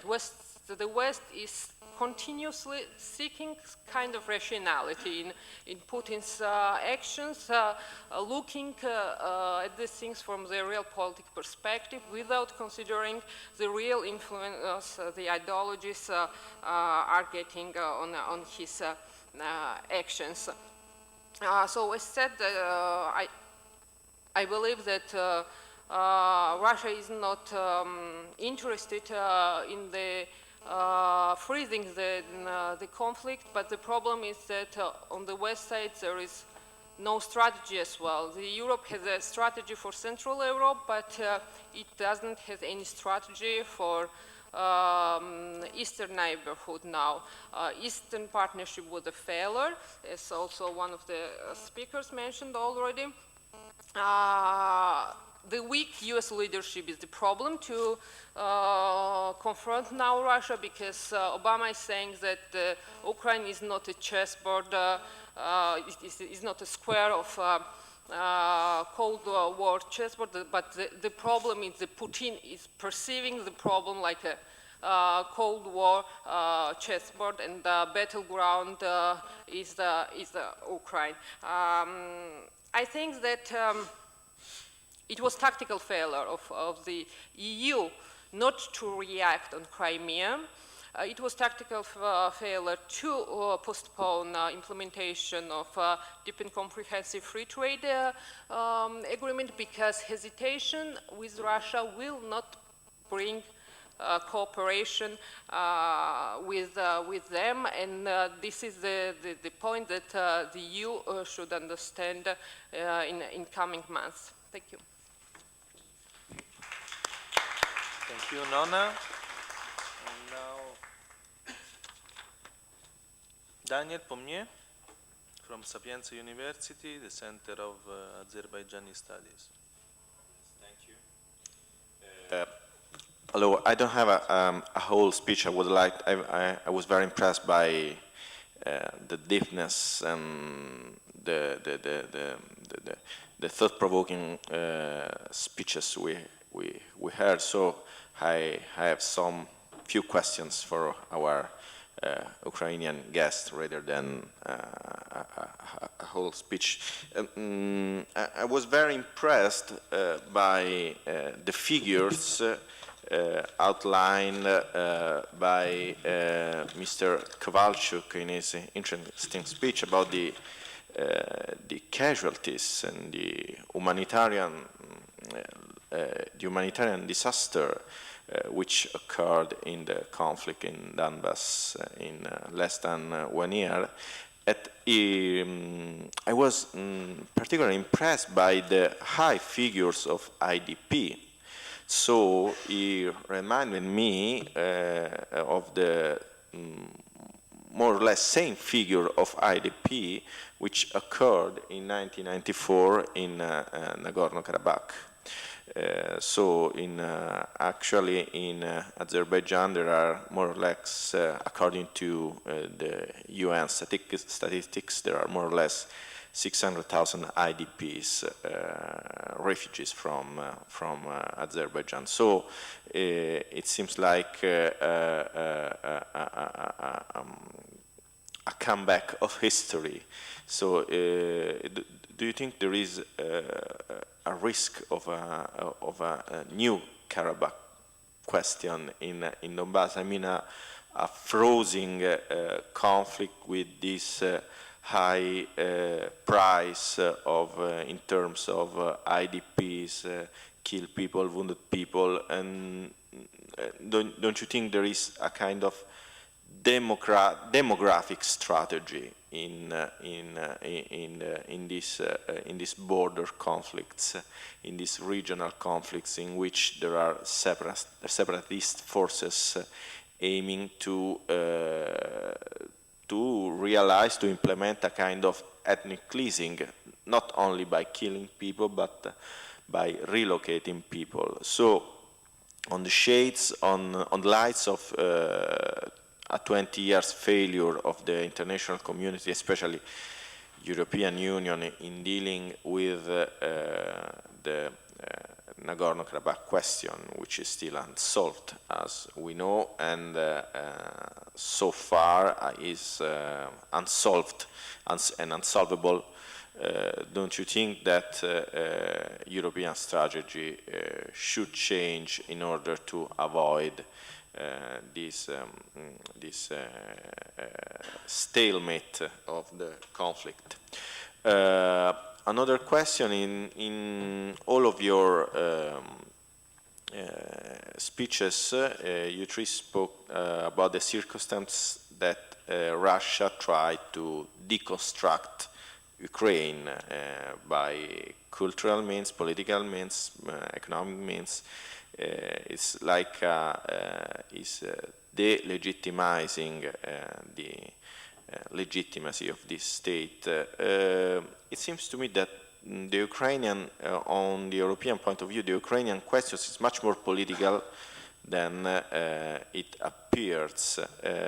From time to time, Russia has become a point of attraction for all anti-European forces, for all anti-system forces in Europe, from the right-wing extremists like Marine Le Pen or Matteo Salvini, to the new anti-austerity left of Alexis Tsipras, and it seems that one of the first acts of foreign policy of the new government by Alexis Tsipras is withdrawing a Greek consensus to declaration about Russia by the European heads of government. So all the anti-European forces, to anti-system forces, from extremist, right-wing extremists to leftist government forces, seems to look at Russia as an element of able to change the course of Europe. So the conflict seems much more political than much more domestic for us than appeared. About the first speech, it seems to me yet that there was no consensus in Ukraine, a clear consensus about the future of Ukraine after the dissolution of the Soviet Union. So I would like you to give us some more information about the domestic context of Ukraine after the separation of Crimea, after the Donbas conflict and the 2014 crisis. Has the political scenario of Ukraine improved? There is more consensus, more cohesion of politics about the future of Ukraine. Now, is Ukraine much more compact than before, or is still strained by by different options? Okay, I'm done. Thank you.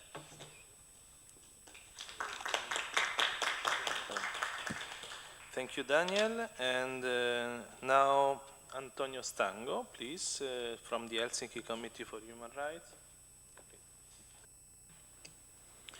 Thank you very much. Starting from the history, I just would like to mention that many years ago, when there was still the Berlin Wall standing, I organized the Italian Parliament on behalf of the Italian Helsinki Committee for Human Rights, a conference titled Ukraine, a Denied Nation. It was a time where most people in Western Europe imagined that Ukraine was a sort of Russia. And then some Ukrainian dissident of the time told, well, if I am Russian, you Italian are German. So it is just something different. So the history is not well known out of the world of professional historians or specialists of that area. And this is one of the reasons, in my opinion, why the European politics lacks of experience and of a clear vision of the current problems over there. Then, a part of history, we have to take into consideration the situation on the ground. I personally went several times in Ukraine last year, the first time in February. I had also the opportunity to assist to some session in the Ukrainian parliament. I was also in Odessa. I spoke with a number of people there because I think that it's very important to see the reality. And sometimes the public opinion in many states, including Italy, is formed with a not not objective presentation of what happens. For instance, the main Italian TV channels of state-owned RAI Broadcasting Corporation used to send to Ukraine the correspondent from Moscow, or just simply to translate into Italian the pieces of information that come directly from Moscow bureaus of information. This is quite typical, and the same happens with main printed newspapers in Italy. It is just seldom that you can see information coming from, let's say, neutral specialists or observers. Then there is a big problem of just international law. So from an international law point of view, for instance, there is no way that the annexation of Crimea can be accepted. It is not the case that last year when in March at the General Assembly of the United Nations it was proposed a resolution asking all the international community and the member states of the United Nations not to recognize the annexation of Crimea and in general to defend the integrity, the territorial unity of Ukraine. There were only 10 states that backed the position of Russia on this issue. And among the 10 states, I would just like to remind North Korea and Sudan, Zimbabwe. So some states that are not exactly to identify as democratic states or states that do respect the international law. So from this point of view, it is not a matter of pressures from the United States or strange dark lobbies. If the European Union has been forced to sanction the Russian Federation, I believe nobody really has pleasure to sanction. It is evidently some steps that governments wouldn't like to do, but there is nothing else to do apart of armed conflict when one member of the international community violates in such an evident way the basic principles of international relations.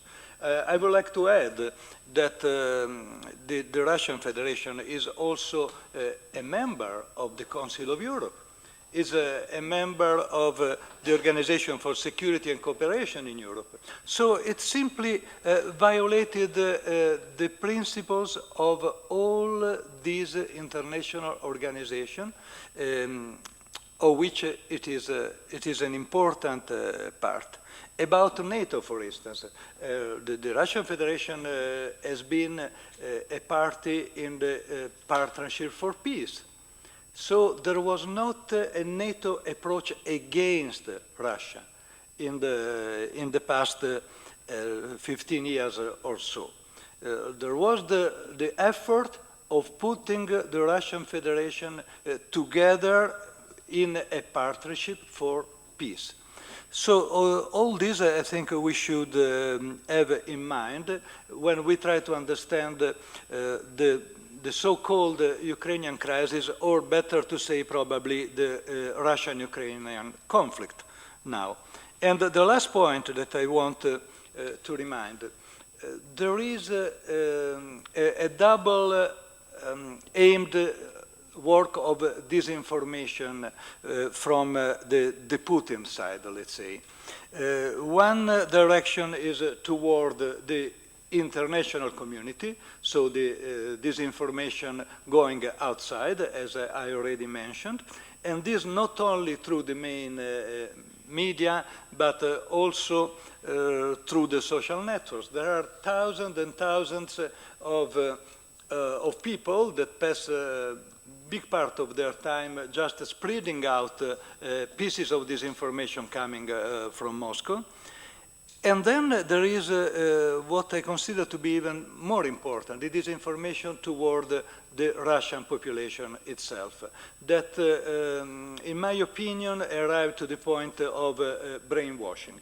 Some of the speakers mentioned the new ideology of Mr. Putin, of the Kremlin.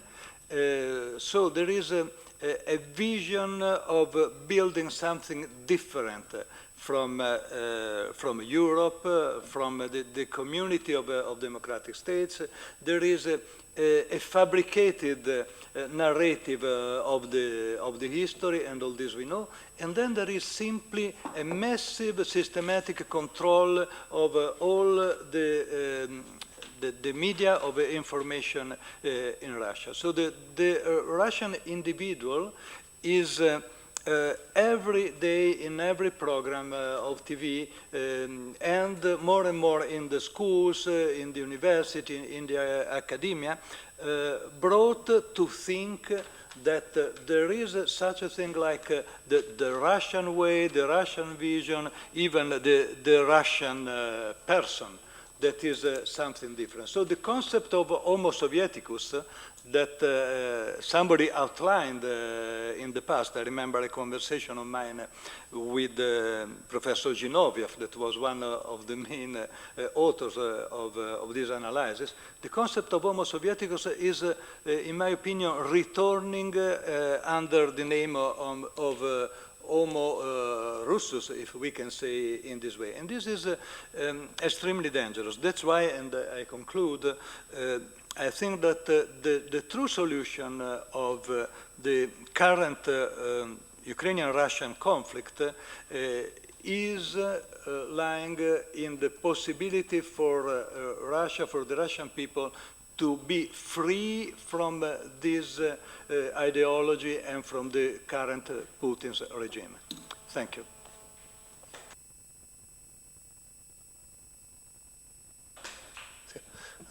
Before to give the possibility to our paper givers to reply to the remarks of the discussant, I want to welcome Professor Anton Giulio De Robertis and ask if there are some questions from the participants.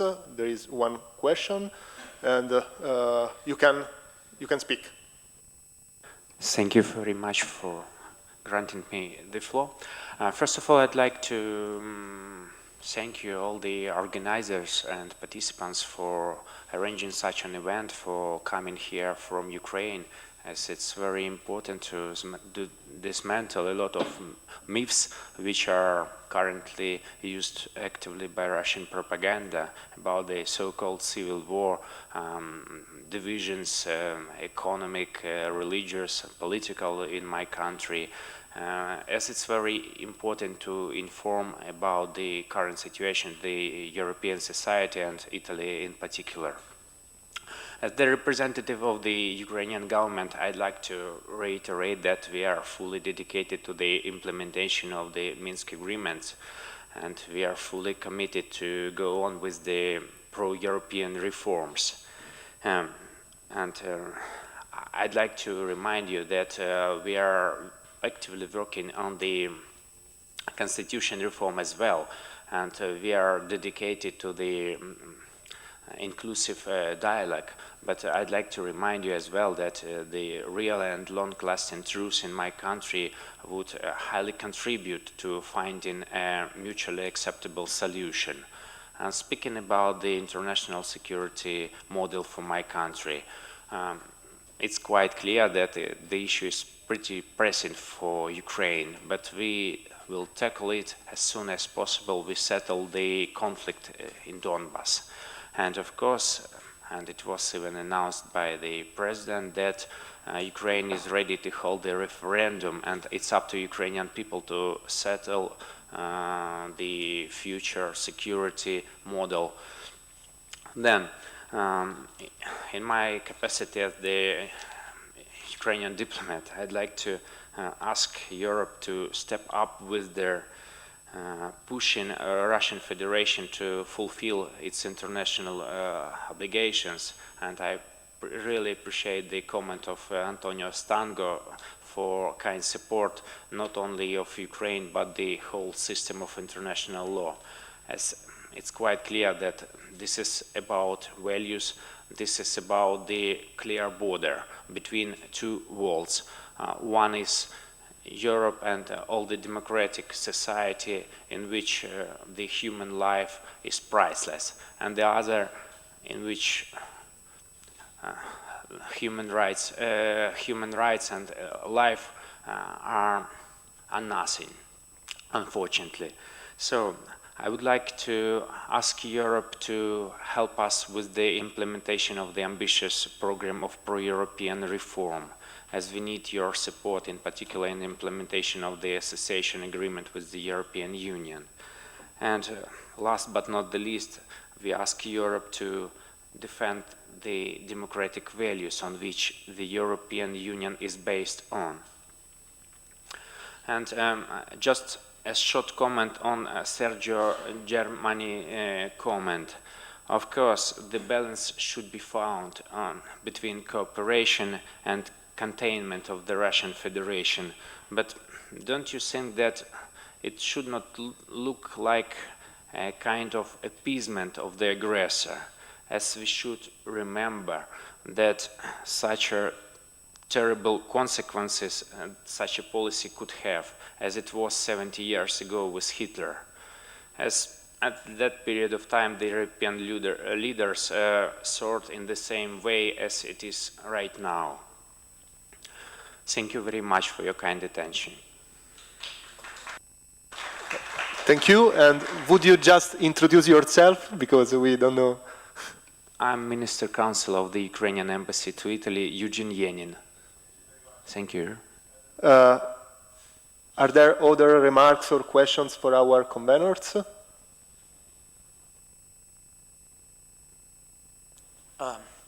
Thank you for the floor. I will be extremely brief in my question, and what some scholars in the past argued out that since Russia, after the fall of the USSR, wasn't able to promote a new security framework, promoted a strategy of controlled instability in the area known as the near abroad. I would like to ask our panelists to what extent this strategy exists or existed, and if it does, to what extent this strategy can in the future undermines the Russia interests in the area of the near abroad, since Russia sooner or later has to deal with the conflicts that they are in the scenario.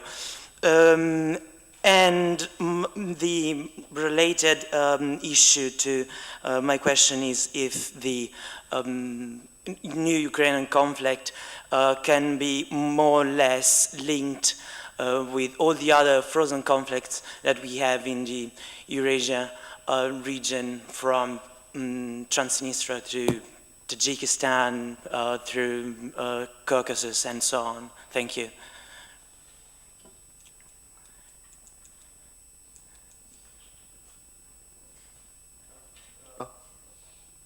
You can reply to.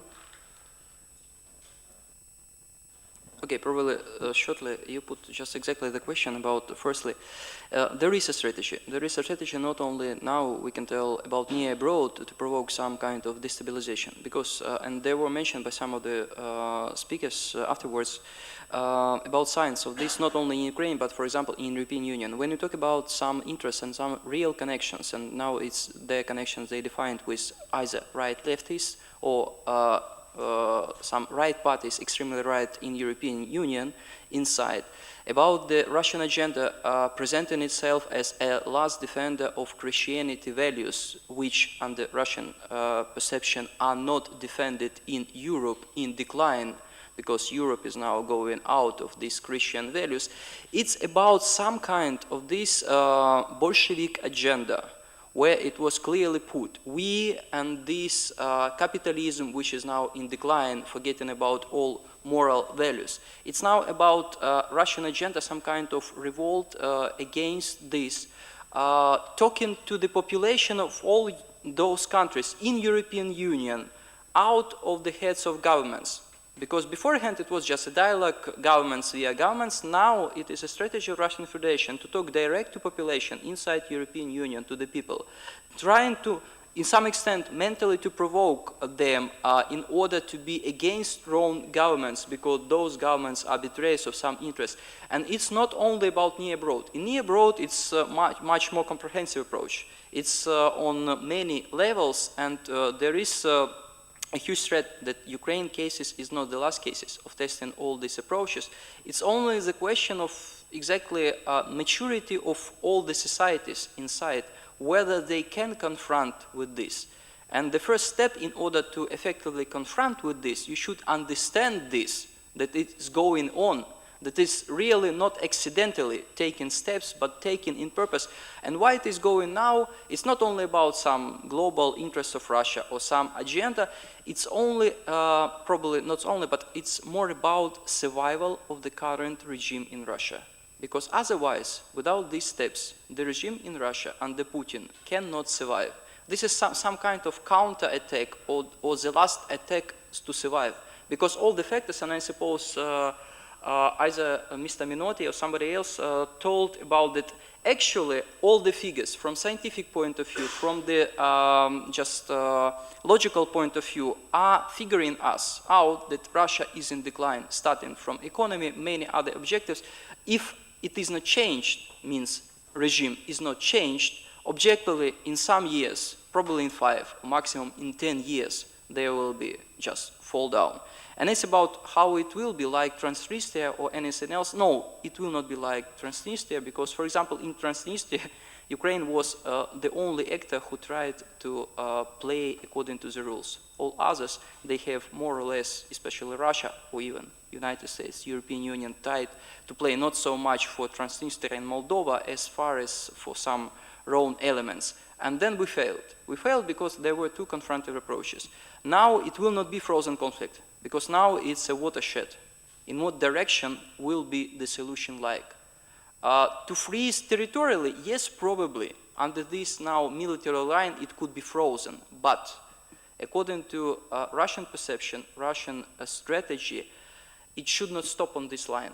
Because if Russia, for example, if we imagine, if Russia stops, the population inside of Russia would accept this, taking all the propaganda before, all the heating in mass media, in all the statements of Russian population inside, it will be then accepted inside of Russia as betrayal.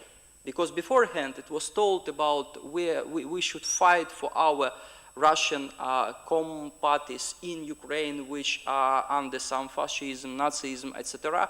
And if we stop now, then we are betraying those for whom we have gone to fight. And this is now more and more domestic problem of Putin regime, how to solve this. Because there is no evidence how can it be stopped. If I stop, I fail.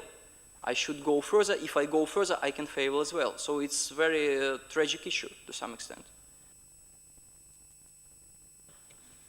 I will try to briefly answer the question of Mr. Pomyi on the humanitarian aspect of the conflict in Donbass. Of course, the figures are terrible, but we should understand that it is it is the region with a very heavy, dense population. So these two regions of Luhansk and Donetsk had over 6.5 million people living there, and the hostilities concerned half of the territory and half of the population.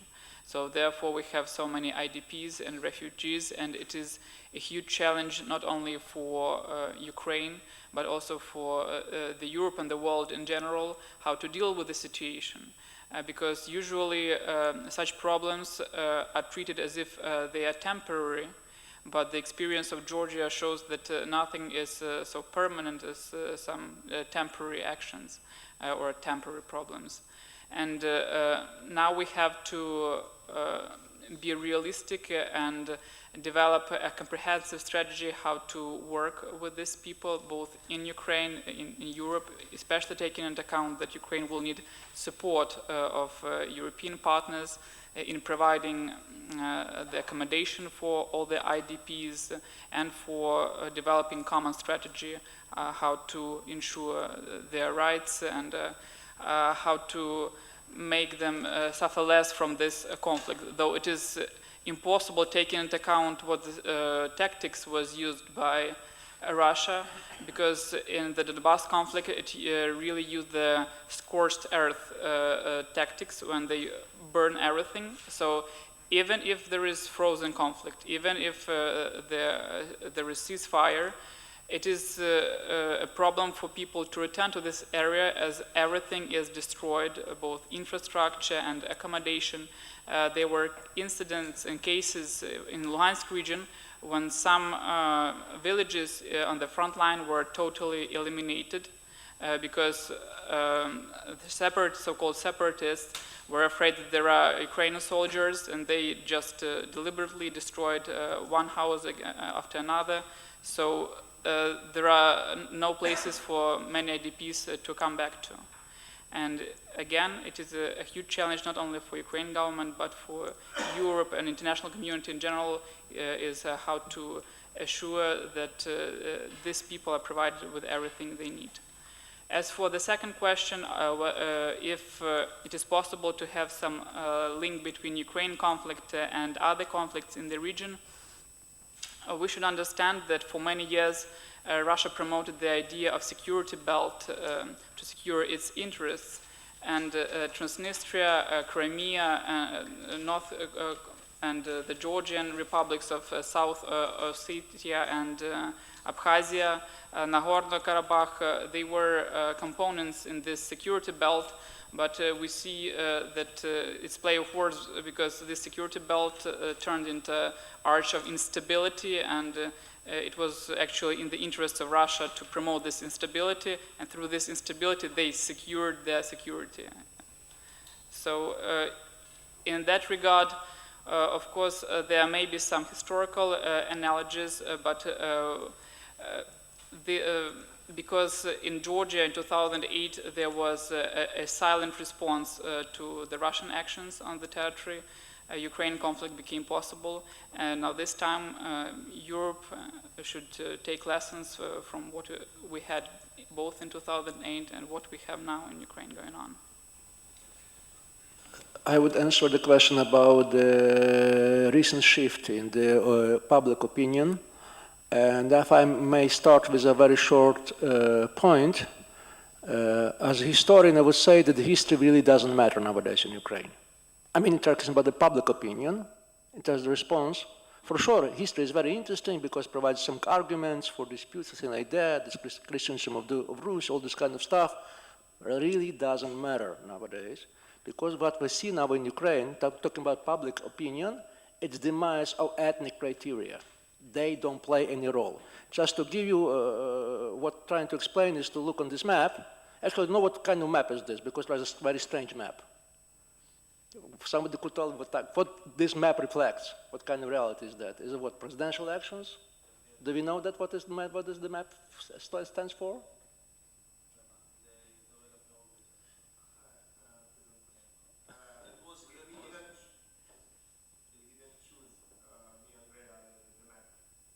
It's a very strange kind of map. I was trying to read it. It's not. It's concise. I just think is so. Basically, what is this? This reflects the Putin, how the Putin see Ukraine.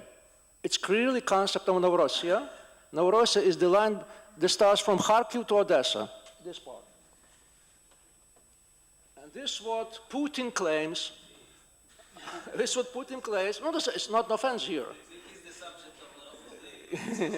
Exactly. Okay, now I'm relaxed. Thank you. No. So, but in a way that map, there it is. But in a way it helps me. What I'm trying to say, because basically, this is Novorossiya concept here, which believes, because Putin believes the part of Ukraine that speaks Russian speakers, they, by definition, belongs to the Russian world, Ruski Mir. And basically, it reiterates the Huntington-style thinking. Because if you see the book of the Hunting Clash of Civilization, you see exactly the same map. You see Ukraine as an epitome of a cleft country. So what now happens nowadays? We have a really, Ukraine is still very much divided, without a doubt, but have another new civilizational, so say, divide, if I say, just divide. And the main divide is not this one, but between the two neighboring regions, which is Donbass and the neighboring Dnipropetrovsk, which is perfectly Russian-speaking, very much industrial center, which clearly shows the highest support of military actions against Donbass, and also different other terms. What I'm trying to say here, we have now a reality when East doesn't exist in Ukraine anymore, which means as a homogeneous entity, it's divided. It's divided between two poles. There are two East. One East which is presented by Donbass, which is luckily enough still a very small part of territory, which is marginal, and Crimea, and the second part, the large East, which is Dnipropetrovsk, Kharkiv, Odessa, which took anti-Putin stance. And not just not to pontificate, I would rather turn your attention to yesterday a Washington Post, which has a large article, recent survey done by American political scientists on public opinion in this part of Ukraine, which reveals very interesting shift.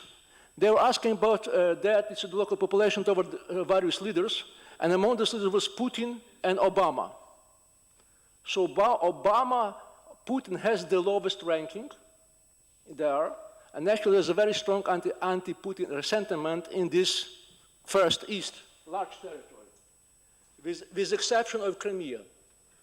Why Obama have relatively good ranking, and the only exception is Crimea, as I said, but then again, Crimea is divided, because most of Crimean Tatars, they see Obama positively, and they see Putin negatively.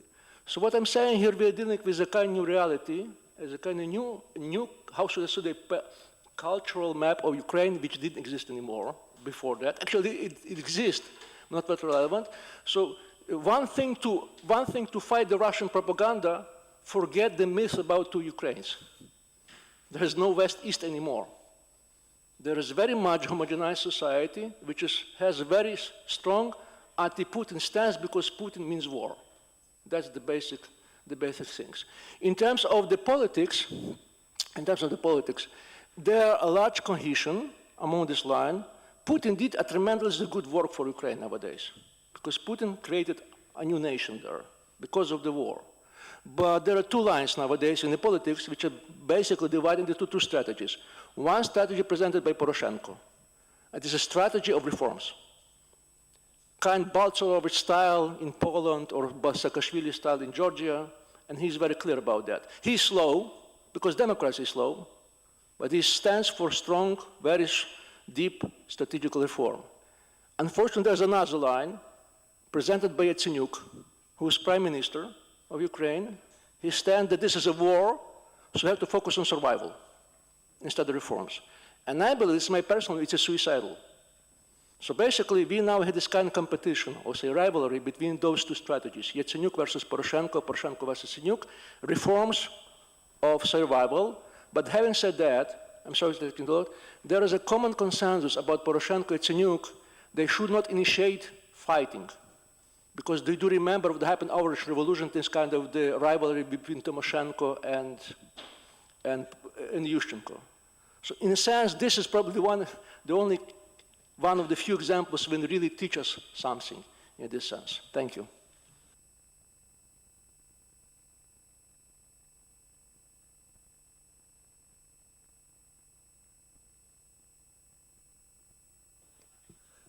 To put an end to this very interesting discussion, we want to say thank you, especially to the International Center for Policy Studies, to support us in the realization of this event, and to our conveners. I want also to express my acknowledgement to our discussant and to their institutes.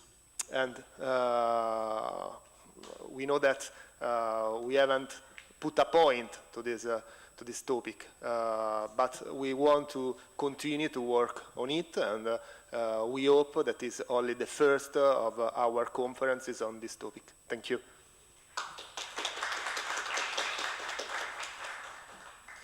On the part of ICPS, I would also like to thank you for interesting discussion, and a small reminder, please put your names on the list and your contact information if you're interested in our materials. Thank you.